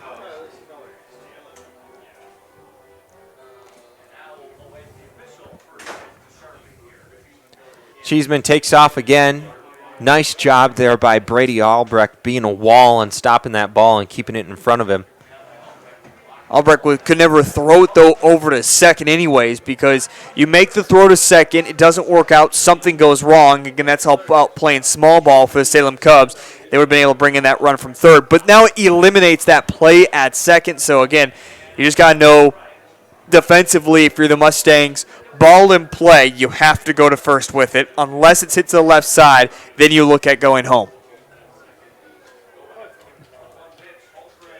But even then, if it's getting out that far to the left, it's probably either a base hit or it's a fly out and game over. Another timeout here by Sharping. Again, the count is 1-1 with 2 away, and runners on third and second base. The pitch in there and a swing and a miss. And a big moment here for Gage Sharping. You're a pickup player from the Flandreau Blue Teals. You have not been a part of the Salem Cubs, and now the Cubs are down to their final strike, depending on a pickup player. This one put into play. Sharping hustling. The throw from Dean is in time. And that'll be your ball game, folks. Here's that on replay. Just trying to stay alive. Puts it in play. Dean makes the grab. And a hard, strong throw over to first base in time to secure Mount Vernon's victory and placement into the second round at the Class B State Amateur Baseball Tournament. What a game it's been here for the for both of these teams. I mean, back and forth action here. We take a look at the line score on the scoreboard. Mount Vernon struck first in the bottom of the first inning, scoring a run, and then in the top of the second, Salem came back, scored a run. There wasn't another run scored until the third inning. Bottom of the third inning, Mount Vernon scored a run, and then top of the fourth inning, Cubs fire back with another run, and then Mount Vernon pulling through, scoring big in the sixth inning, and then putting another tally in the seventh inning to take a 4-2 lead. And then the Cubs had a chance here in the top of the ninth. They scored one run, but just couldn't quite get it done here. So the Mustangs will finish with 4 runs on 9 hits, allowing 1 error. And the Cubs will finish on 3 runs, 10 hits, giving up 4 errors. Heath, is there anything you have to add here?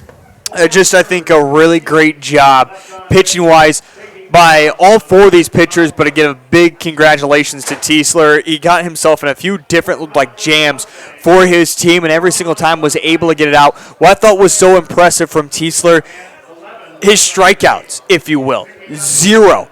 But he had 5 outs tonight by just 1 pitch, ground balls, getting it done with his defense. You just don't really hear about that at the state amateur. We focus so much on great pitchers. It's because they're throwing strikeouts, they throw fast, this or that.